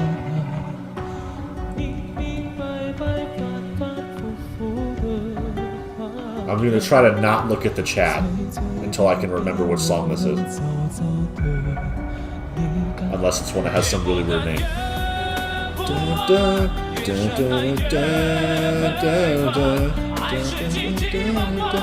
Yeah, I know this song.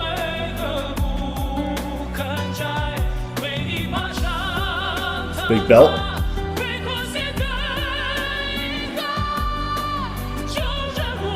Yeah, I don't remember the song.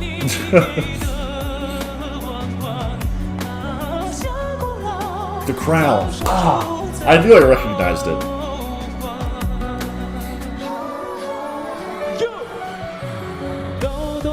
Oh, I thought he was about to bust out some rap there. I was like, that doesn't go in this song.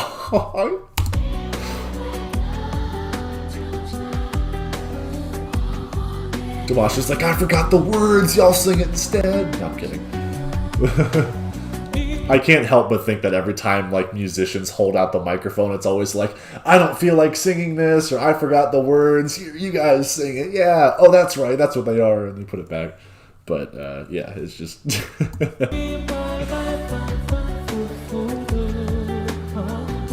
Yeah, I noticed that. I was about to say it.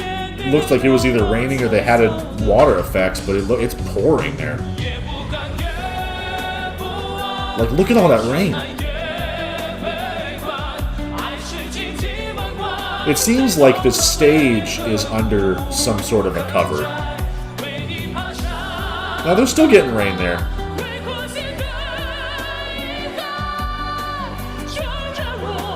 This is such a good song.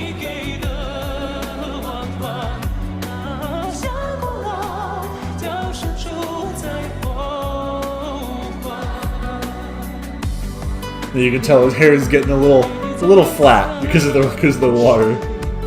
It seemed like it was raining more in the crowd than it was on the stage, but it could just be the angle of the lighting. Because there it looks like it's all behind him. So it's probably just all over.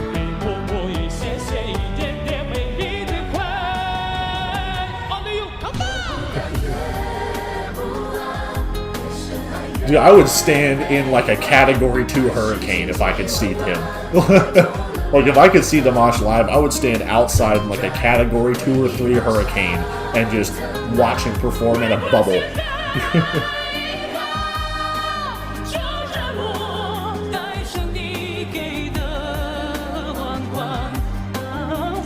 I love that little just delicate little run that he does there.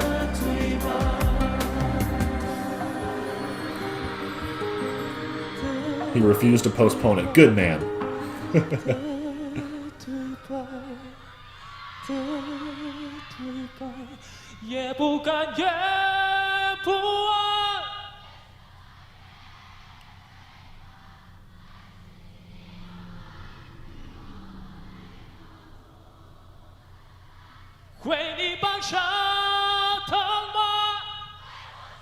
It's cool that he's doing it without the music there too, to make it a little bit more intimate.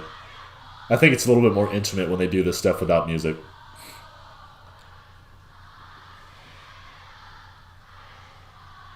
The person braving it with the camera sock. I have a couple of those.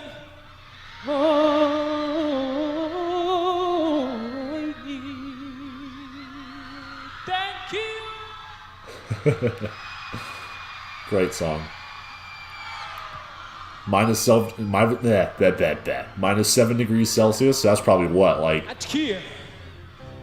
5 to 10 degrees Fahrenheit. Hey Google, what's 7 degrees? Oh, no, that'd be wrong. Hey Google, what's minus 7 degrees in Celsius and Fahrenheit? I worded that all types of weird. Here's information from Unit Converter.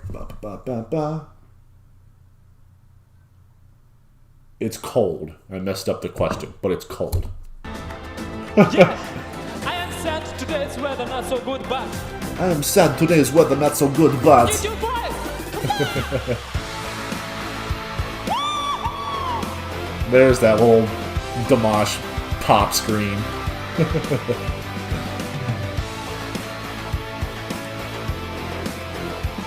I have to go to a Dimash concert first row. Hey, if y'all want to put me first row at a Dimash concert, I'm just saying, I'll go. I'll take off work. I'll, like, drive myself across the country. I don't care. I'll go.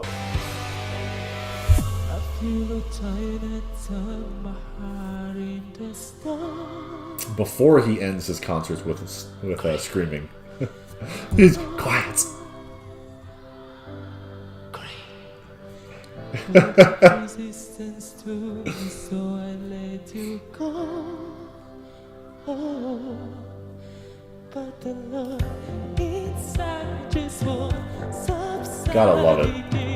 See from you, rips me from the seats in it. I'm fighting to believe you remember me. I'm screaming.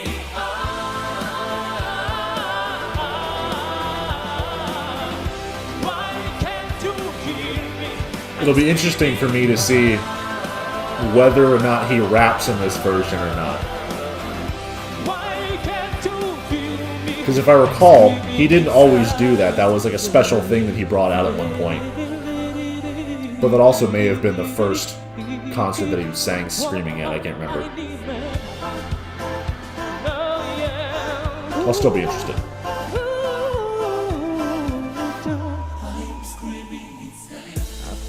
Ah, he's not rapping. Because I think that's usually where the rap part is. 19 Fahrenheit? That's chilly. Especially in the rain. That's very cold. How is it raining and not snowing?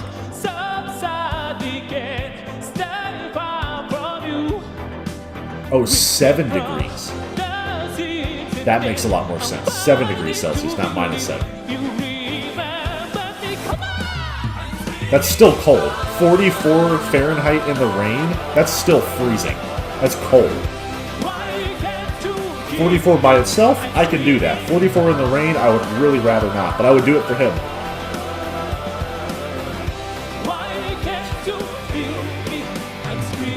As Joe said, when you hear screaming, it always makes your day better. I said that like half an hour ago, and I'm already enjoying hearing this song.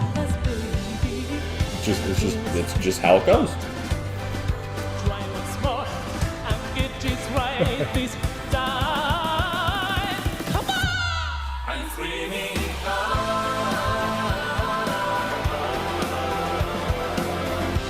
You can't just help but like dance or like bob your head along or move along with this song. Like it's just so catchy and it just hooks you. Yeah, +7. That makes a lot more sense because it's not snowing and I was confused there for a second. Like chemistry didn't work.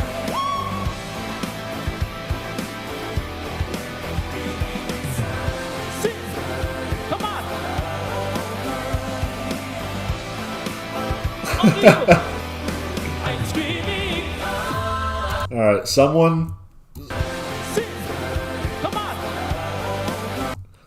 needs to make this into a GIF. Okay, someone make this into a GIF.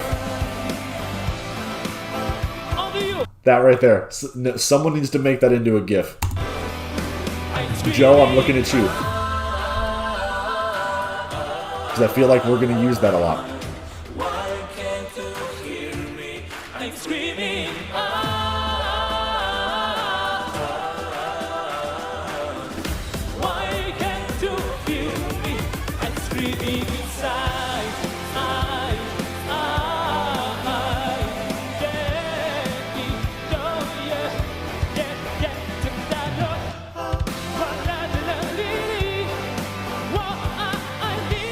I was going to say, it's probably really difficult to sing.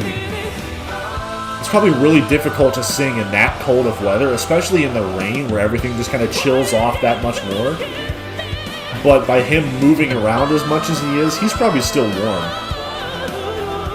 He's still got a jacket on, and he's just, you know, bouncing all around, all hyped up and everything. I bet he's still warm.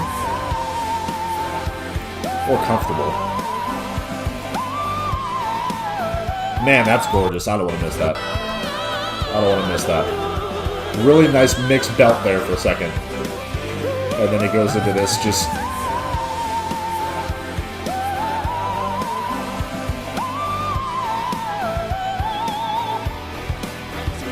Man, that's gorgeous. Little runs. Goofy Dimash is best Dimash? Yeah, I agree. Absolutely agree. Man, look how wide open his mouth was there. Look how wide open his mouth is there. Goodness gracious, he's going for everything. Getting situated over here, Mocha. Yeah. Alright.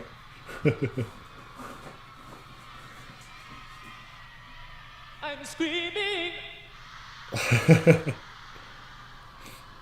Is it dangerous to sing in the ring? Probably not. I mean, if it was like super, super cold, like if it was like freezing temperatures, like 20 degrees, 15 degrees Fahrenheit, or negative in Celsius, I can see how excessive singing might, you know, like really, really overwork your vocal cords or something like that, or you might not be able to hit certain notes, but I wouldn't consider it maybe dangerous. I could be completely wrong, but I probably wouldn't think it'd be dangerous.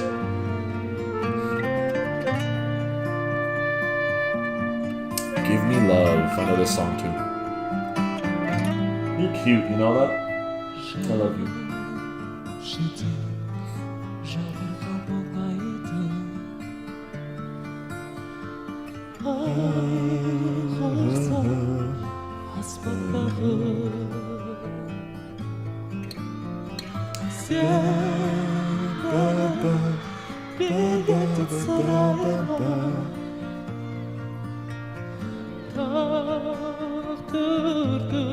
Dimash, your butt's gonna get wet and cold, my dude.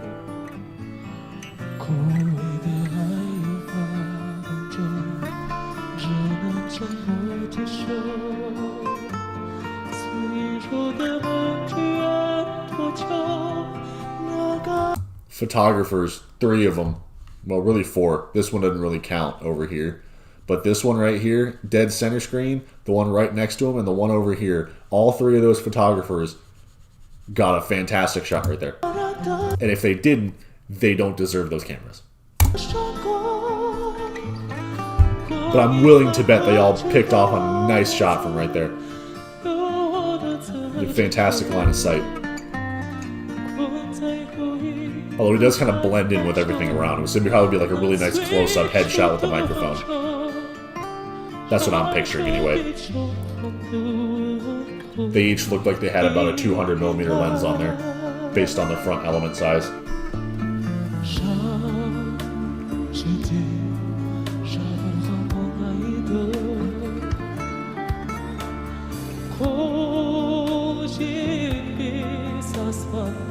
Good to see everybody here too.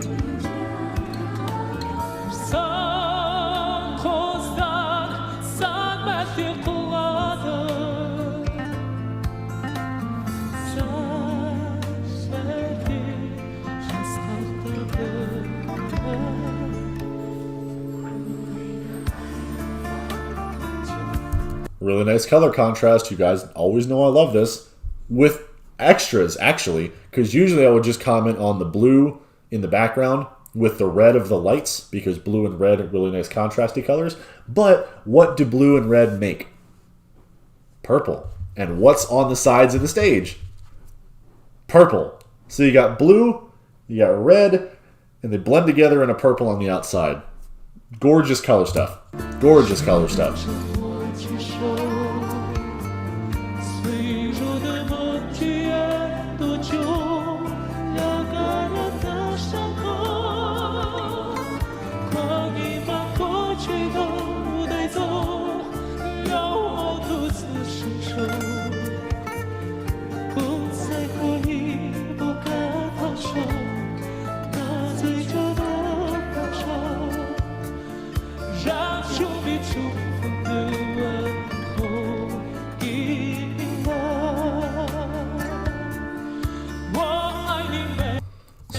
Sorry to pause. Someone just said, Alan just said, the newest SOS will blow my mind. Are you talking about the one that's from the online concert? The digital concert? Because if yes, it is my favorite SOS to date, and I agree with you. If not, I need to see this new version of SOS, so let me know.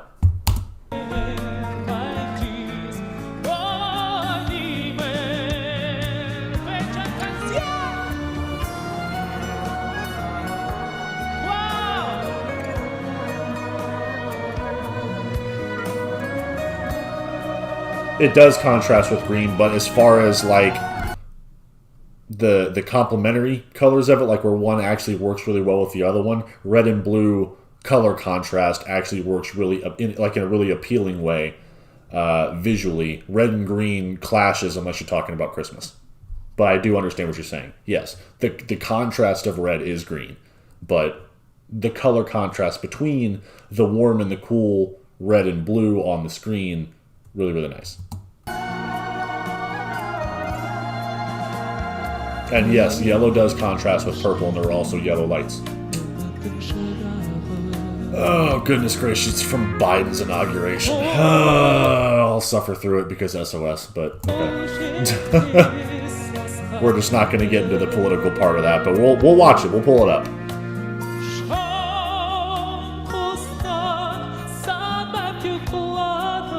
We'll watch the inauguration SOS after this, if I can find it. On to your juice. Come on, come on.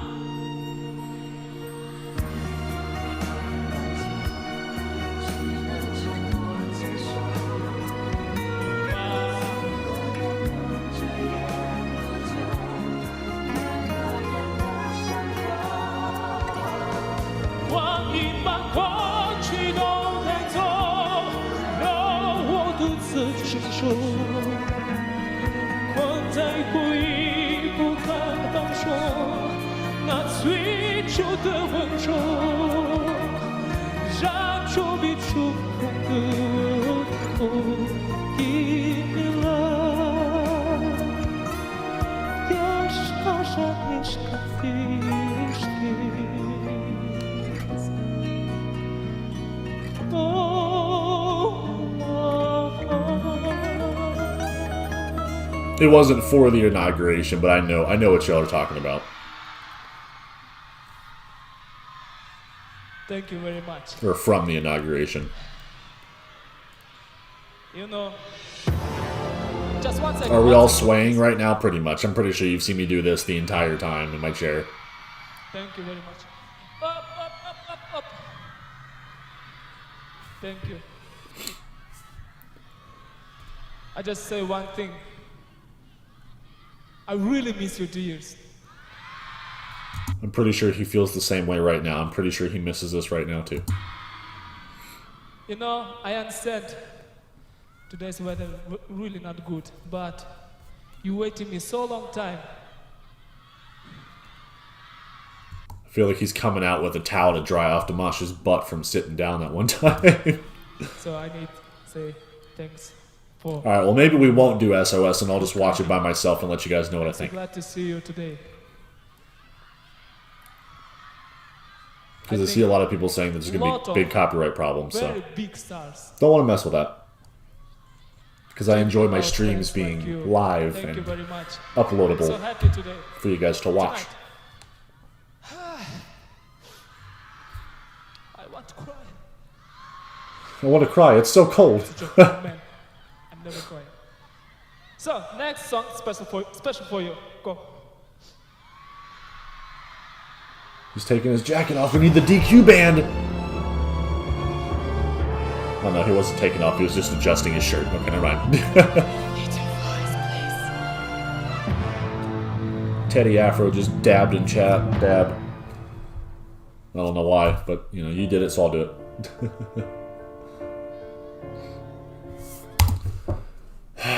It's the bathtub James Bond song.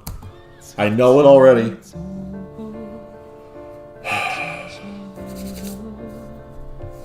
It's still Skyfall. It is still Skyfall. You cannot tell me. It's still Skyfall. I've said it plenty of times in future streams, or in past streams. But I'm just going to get it out there right now.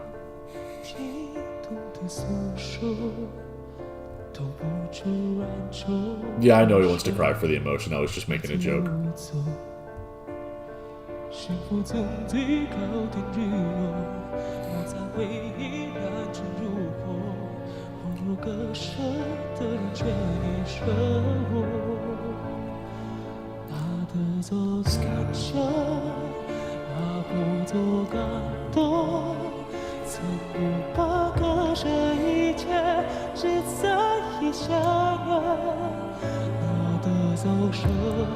This is such a beautiful song, but it irritates me that it's not Skyfall. It irritates me so much. Because all I can hear is that.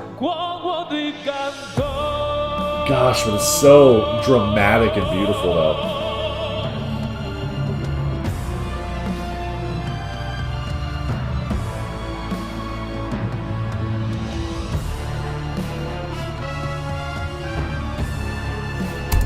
Did my dude just rip his sleeve on his jacket? Did he just rip his underarm on his jacket? Or are those buttons? Is it like a vest jacket that you can just take the sleeves off? Because over on the right side, it looks like there's something here, and something here. It might be buttons, but it looks like he just ripped his sleeve.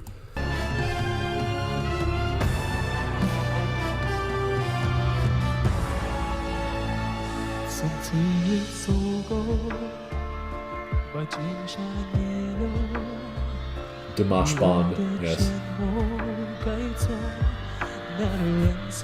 Hey, I've been requesting Dimash to do James Bond theme songs for like a year now, so I agree. I guess it'd be more like 7 months or something like that, but still, it's buttoned. Okay, good. Make sure he didn't, you know.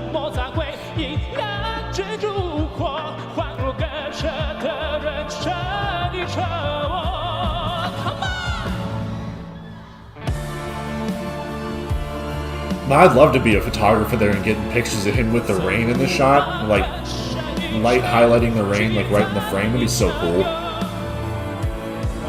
Concerts in the rain just kind of hit differently. They're just really interesting.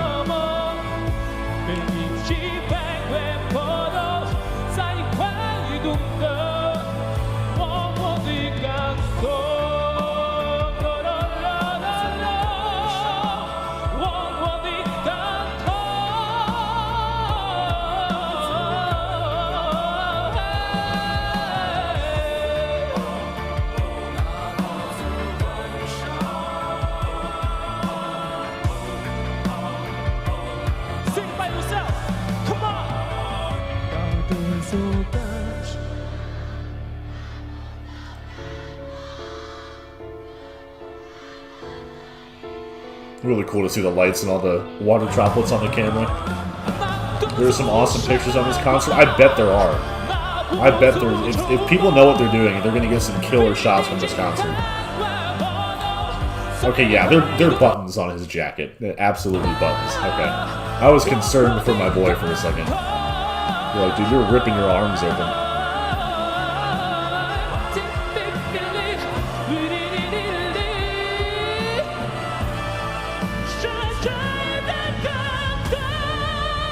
Man, listen to that power come through on that mixed note. Nice little microphone takeaway there to end that off smoothly.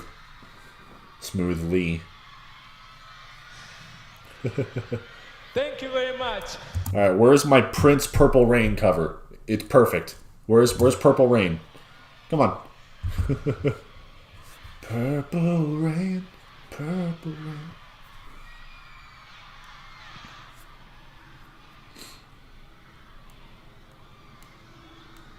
Thank you.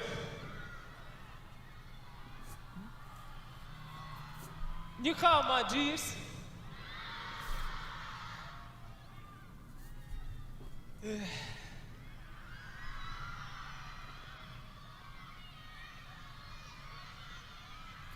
Really, I don't need this. Yeah. I was gonna say, I mean, that's just ruining all the photographer shots right there with the. Because I'm with fans together.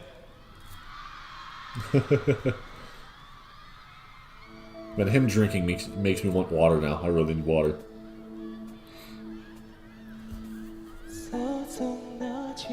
I'm very observant. Thank you. I try. Alright, hold on. What song we got here?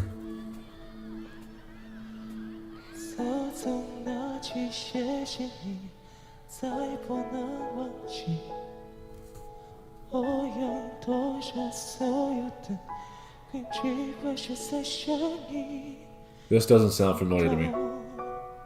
Dimash Poppins? Mary Could I Bergen.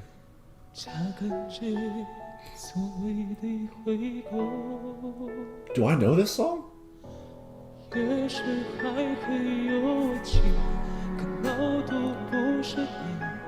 don't think I know this song.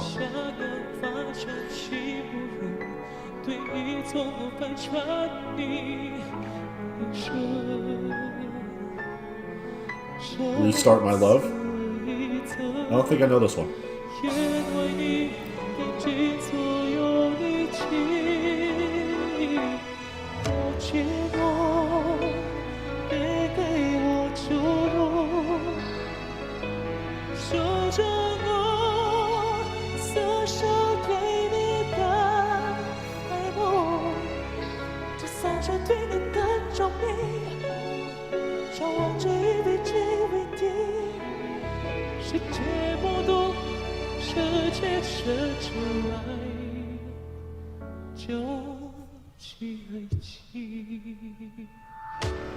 Nice little just faint notes.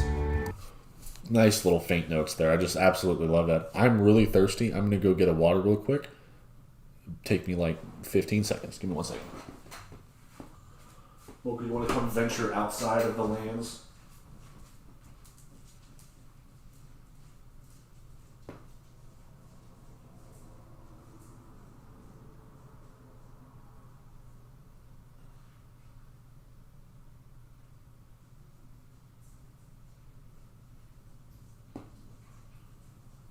Come on, Goober.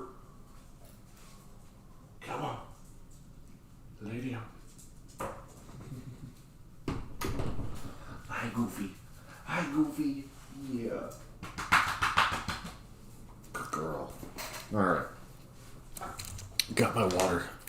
Not only that, but I got my Mercedes-Benz water. And I'm probably going to drink this sideways. Because if you missed the early part of the stream, I have half a tooth missing over on this side, and it's kind of sensitive.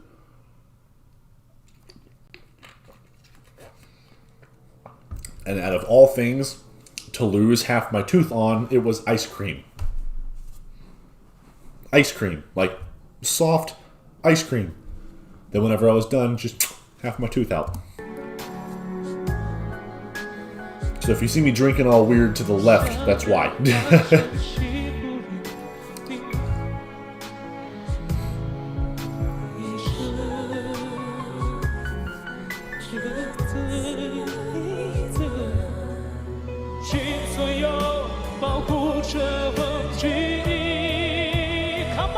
Power?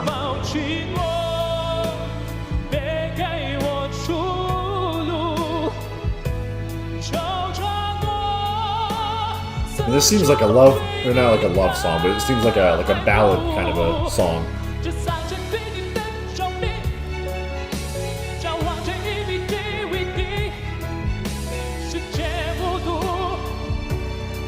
You should meet with me in a Dimash concert. Next concert that's in the United States, y'all fly over here and meet me at a concert. Why do I have half a tooth? Because half of it fell out after I ate ice cream. Just right out of my mouth.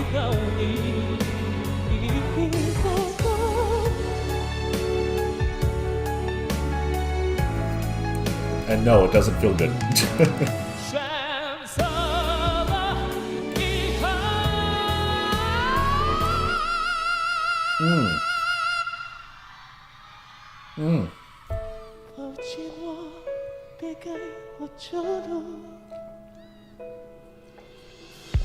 Really nice cut off of that big note.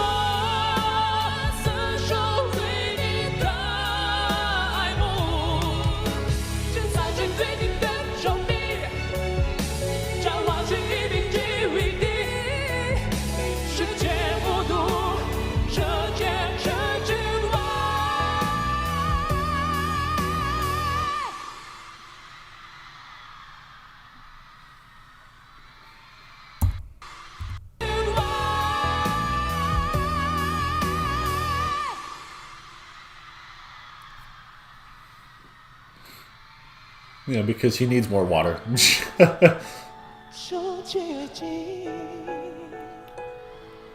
Oh, I needed my dream. Yeah, you're telling me I don't know how ice cream made half my tooth fall out, but it did. Thank you very much. It had M&Ms in it, but still, like, I've eaten M&Ms Are you cold? in ice cream all the time. I don't understand, but you know, whatever. I'm not cold too. It's just going to be a. Real man. Are you cold? I'm not cold too. Real man. Real man, yeah, just, you know, wet in the 40 degrees weather and, I won't continue, but sorry, just last song.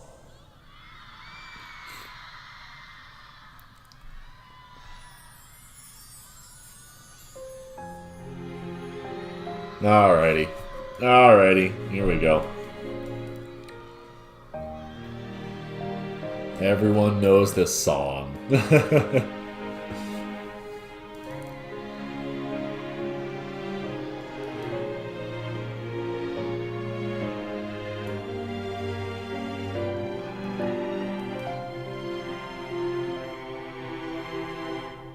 It was a pretty soft ice cream. It was a Blizzard from Dairy Queen.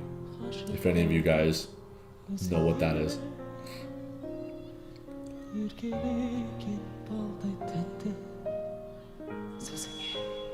A little bit of feedback there. Oh.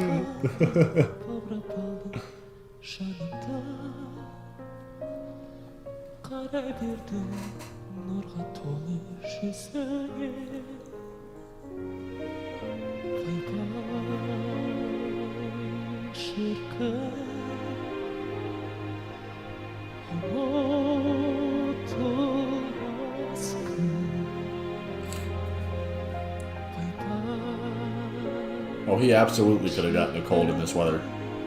Absolutely.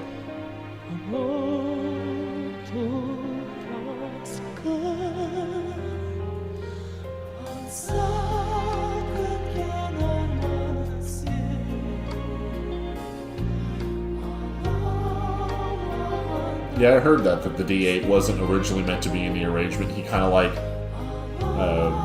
what I heard was he actually like messed up or something like that. Like his like voice cut out on him during a note, and then he like wanted to like make it up to him or something like that in the crowd, so he like went crazy with it, which is why he doesn't do the D8 all the time, or like ever again or something like that.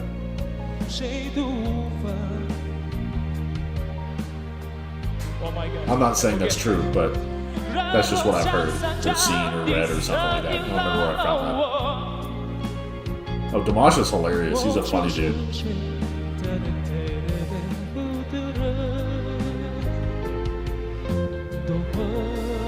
A real man doesn't catch a cold, he kills it. Yeah. Yeah.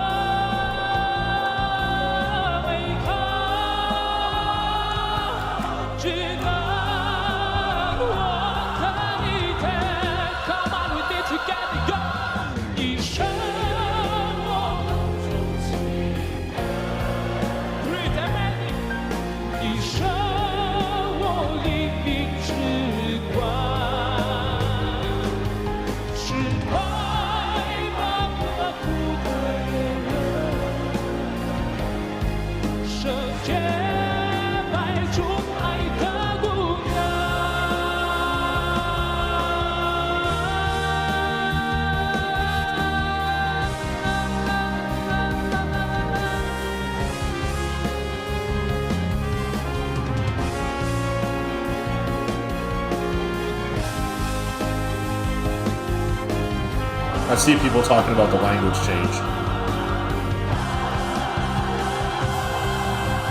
Shrek's wife. Hey, what's up? Funny name.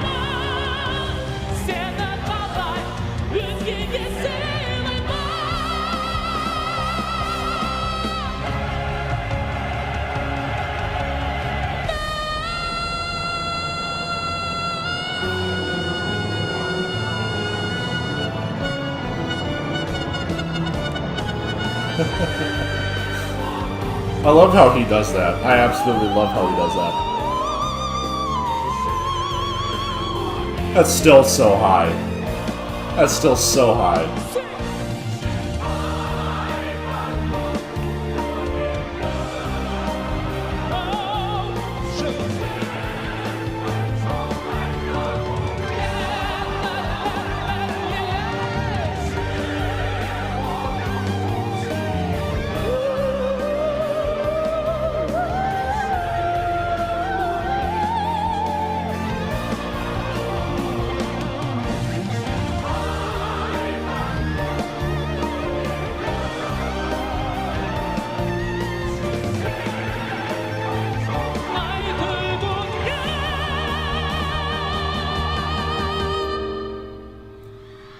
Love it.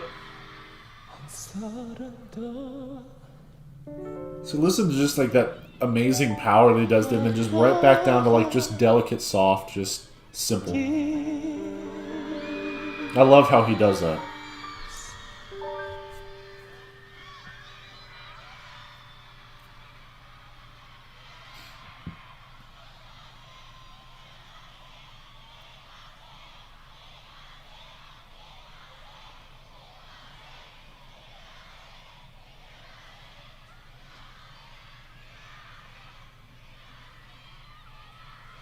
I need singing one more time.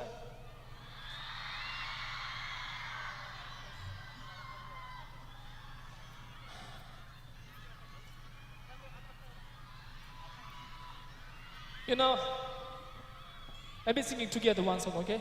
Just one part. Don't approach me, don't.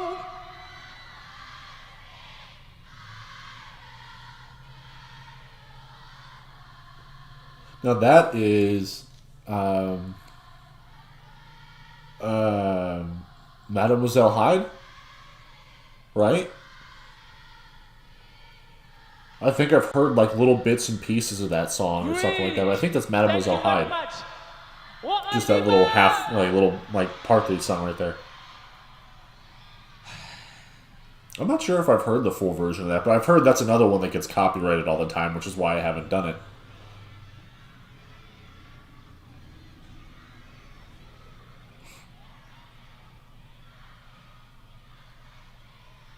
Thank you very much. What I need my dears. What I need my dears. We need to take photo together, okay? All of the wide-angle lenses. All of them. How many wide angles do you want? Yes.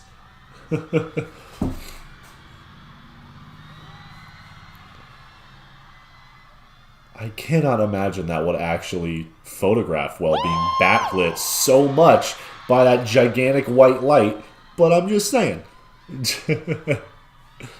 You can do it, but...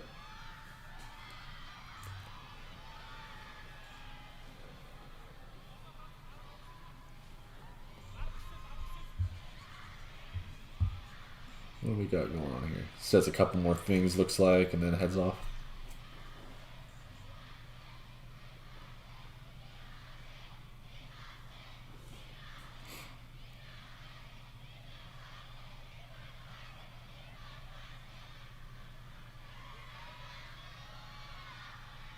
Thank you very much.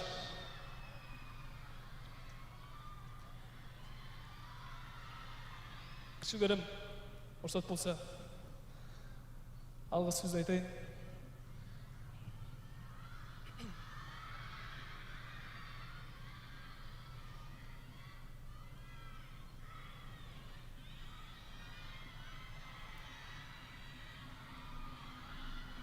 I'm sorry, but my Chinese is not good. But I need to read this, okay?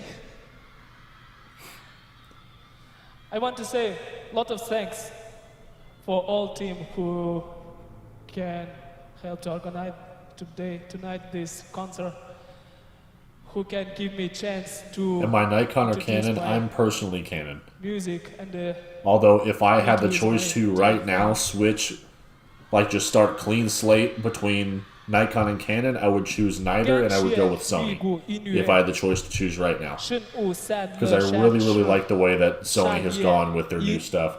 Are those bugs on the thing behind him just crawling around? Or are those like leaves, not leaves, but like something from a tree that's there, but because the rain is hitting it, it's making them move? Because if those are bugs, no, I'm out. I'm just not having it. Go away, Adobe thing. Yes! Yes.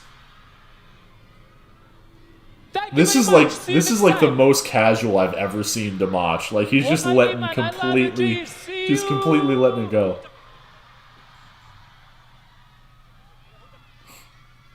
Bye bye. Yeah, no. See, I'm not doing bugs. Not happening. This is why I don't. No bugs. Absolutely no bugs. Not happening.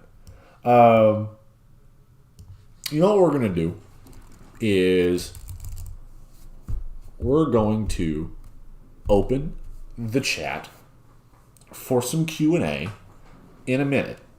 But before we do some Q&A, some questions, before that, I want to know, there was some new song that y'all had told me about, saying that everyone's waiting for certain song that he just released or something like that. What is the song that he just released that people are wanting me to review? I think it's a music video. Because what I'll do is I'll do a live reaction to it right now. And then, down the line, a couple, days or whatever, I'm going to take it and cut it out of the live stream, and I'll upload it on its own for people that want to see it on its own. Golden, I know that song's coming up with a new music video or something. I Miss You, it looks like, is the song. I miss you. I miss you. Music video. We're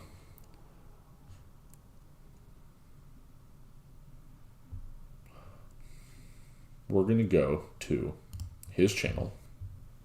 Because I don't know. I thought I remember seeing a music video for it.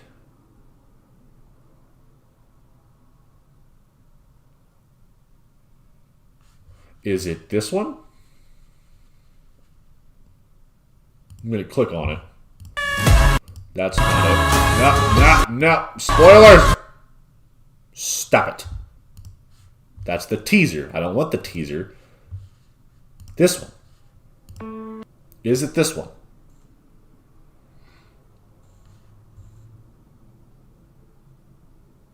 Not the music video, the concerts. We're going to just rattle it off right now in the chat. Do you want the music video or do you want the concert? Which one do you want? Music video, concert.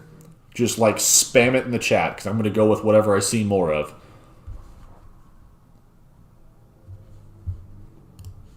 Because it looks like I can do a couple of them, but we're gonna see.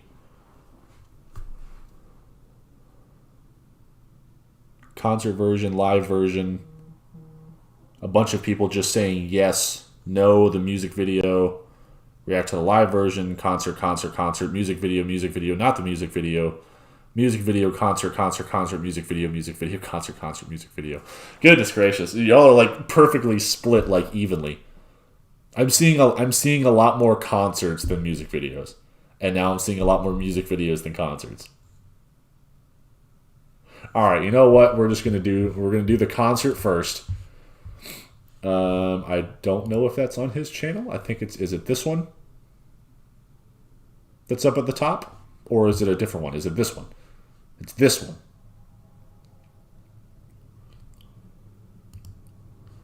I can't really tell because it's in... Okay, I miss you.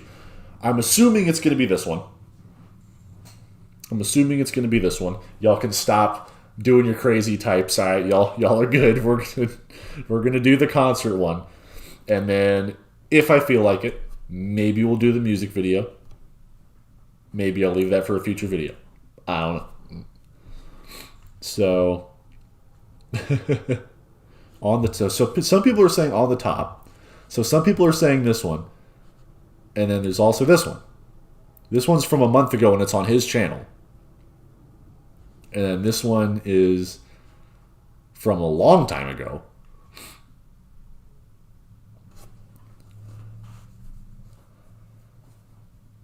I'm just seeing a lot of yeses, and I was just on this video. So I'm going to say it's this one. If not, this is the one we're watching. We're watching this one. So no matter what y'all say from this point, unless it's like, no, you're going to get copyrighted, this is the one we're watching. Two. Okay, everyone, quit it. Quit it. Y'all are good. You're fine. Just keep it solid. We're gonna watch this one. We're gonna watch it. So stop with your chats. You're going crazy. So we're just gonna keep it with this one. I have no idea what to expect. So here we go. Actually, I might as well do a little intro for YouTube in case I do one. So, hey guys, if you are tuning into this on YouTube in its own video, just know that we did this back in my live stream, and if you missed the live stream, well, I don't know where you were, so you should have watched the live stream. But if you want to watch the live stream where we go over like another little small concert, I address everything that I think about the online digital concert that he put out a couple weeks ago. I didn't, show any of the concert or whatever. Actually, I showed a little tidbit, like very small, like 10 seconds, and then I did a couple little sound clips. But if you guys are interested in hearing that, that's the first like half hour to an hour of my live stream. And then after that, we watched a couple of little concert videos, another performance or whatever. But now we're watching this one. So if you were at the live stream, you would have seen it. But since you're not at the live stream and you're watching this on YouTube now, you should have been at the live stream because we miss you. So good time to get into I Miss You by Dimash. So that's what we're going to do now. And if you like it, hit subscribe, hit the like button, and check out all of my live streams because I do Dimash concert live streams and videos also. I was going to say all the time, but that's not a true statement. So we're going to go with just playing this now and see how it goes. So let's go into I Miss You, the concert performance, at least one of the concert performances by Dimash. So let's go. Музыка Игоря Крутого, слова Игоря Николаева. Я скучаю по тебе. На сцене песни года Игорь Крутой и Димаш! That dude's got a strong introductory voice. Okay, so we're actually in the mask territory here, but we still have a massive crowd. Very interesting. I have not seen a crowd like that with masks on. На закатном берегу место нашей встречи, а над берегом кружит стая птиц, словно в первый раз. Nice. Я стою сейчас здесь на берегу. Okay, we're going to get too far into this for me to actually talk about things. So really nice deep tones to start that out. Really nice, like soft deep tones. And then kind of mixed in with a little bit of, more, not high tones, but a little higher than he was singing in, a little bit of range there. And then lifts it here. Much different feel to it there.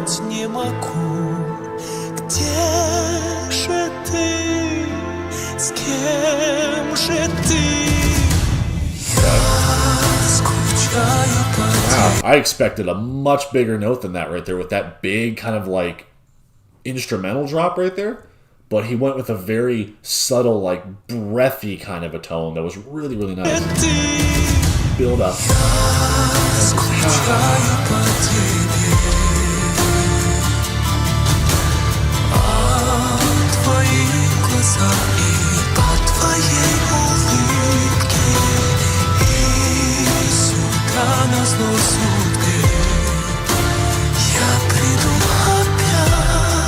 Pretty background with it.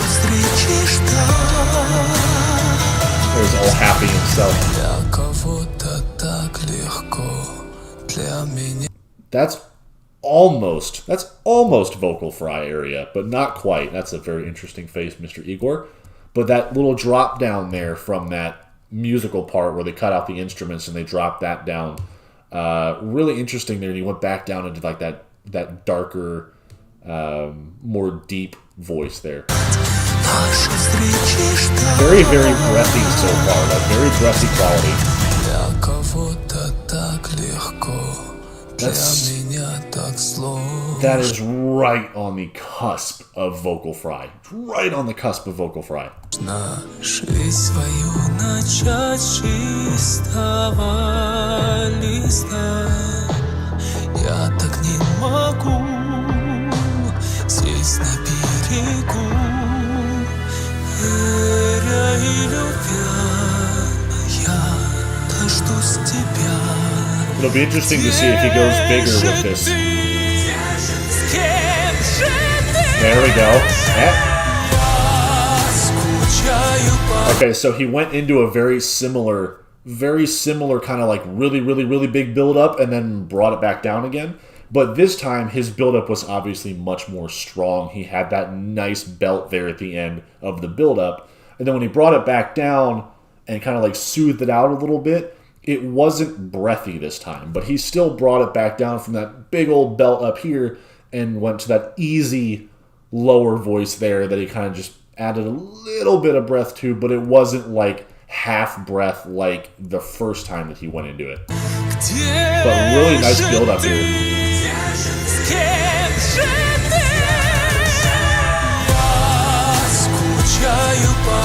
Really nice build up and a really nice place to drop that back down into. He's just giving himself more and more room to keep going.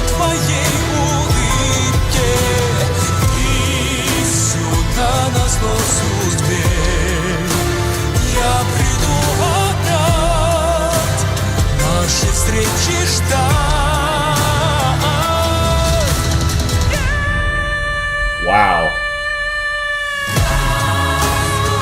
That, holy cow. So again, he built it up to here before, at the beginning of this little section here. He built it way up here with that belting note and then brought it back down to here. And now he's doing the reverse where he's just taking it from this kind of normal, average kind of like vocal area and just easy. It's just a very, this right here is just the easiest I can imagine Dimash has a vocal is right here.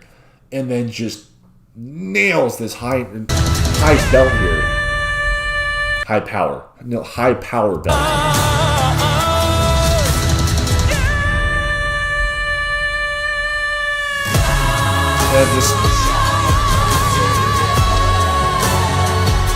And he just brings it up and then just kind of like gradually slides it back down into like a boom.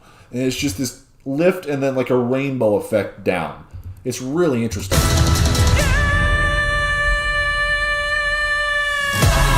And it just slides and just hits when that music drops. Incredible.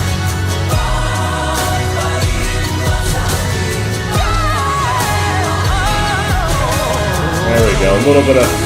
Oh, that run. Oh, my goodness. Oh, man.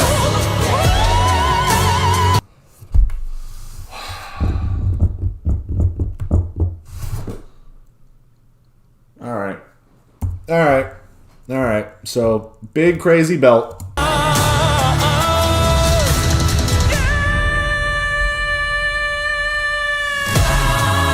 Falls into it. Ends that. Dances around like a goofball.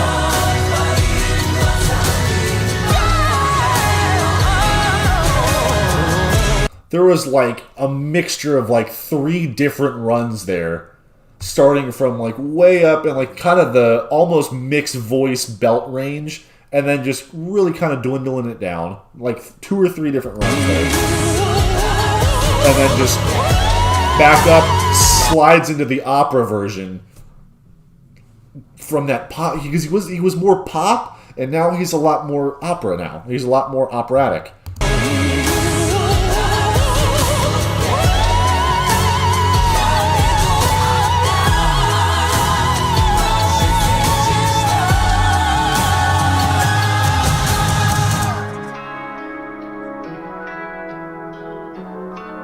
I'm speechless. На закатном берегу. And there's vocal fry. Okay, so before we get to the vocal fry part again, let's just listen to...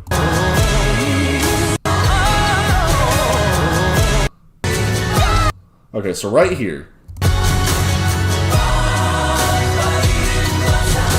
Picture there's a scale, okay? So you got top to bottom, you got like volume, low volume, and then on this side you have pop, and on this side you have classical operatic, okay? He starts pop, loud, does his runs down to a midpoint, and then seamlessly transfers from pop, loud, down to pop, quiet, to classical quiet, to classical loud. And it's just this like V graph, like this. It's just, and it's seamless.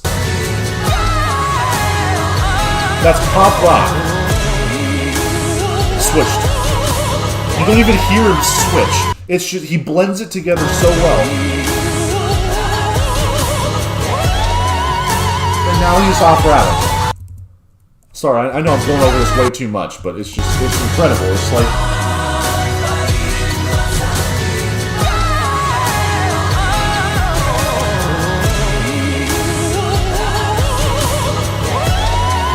way over there. I mean, it's he just does it so seamlessly.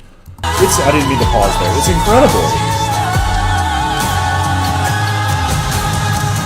And there were so many like little points there, like 3 or 4 little points where I thought he was going to drop that register or drop the tone back down just based on his body language, and instead of dropping it, he increased it and he went higher.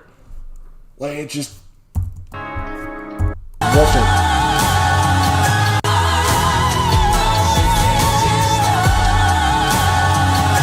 I missed it again. Like, right here, I expected this to go back down, but instead I think he goes higher. Yeah, he goes higher there. And it's just... Based on his body language, I expected him to go lower for some reason. This guy in the back... right dead center of the screen. This guy right here did not get any sleep the night before. He is just zoned out. That man is in a trance because Dimash just put him into like some mind-blowing... And then the vocal fry. На закатном берегу. Я скучаю. And he's like half. He starts out just talking. That's just talking vocal fry. Место нашей встречи. It's just talking, but then he goes into just a little bit of singing. На закатном берегу. That's just. Я скучаю по тебе. Wow.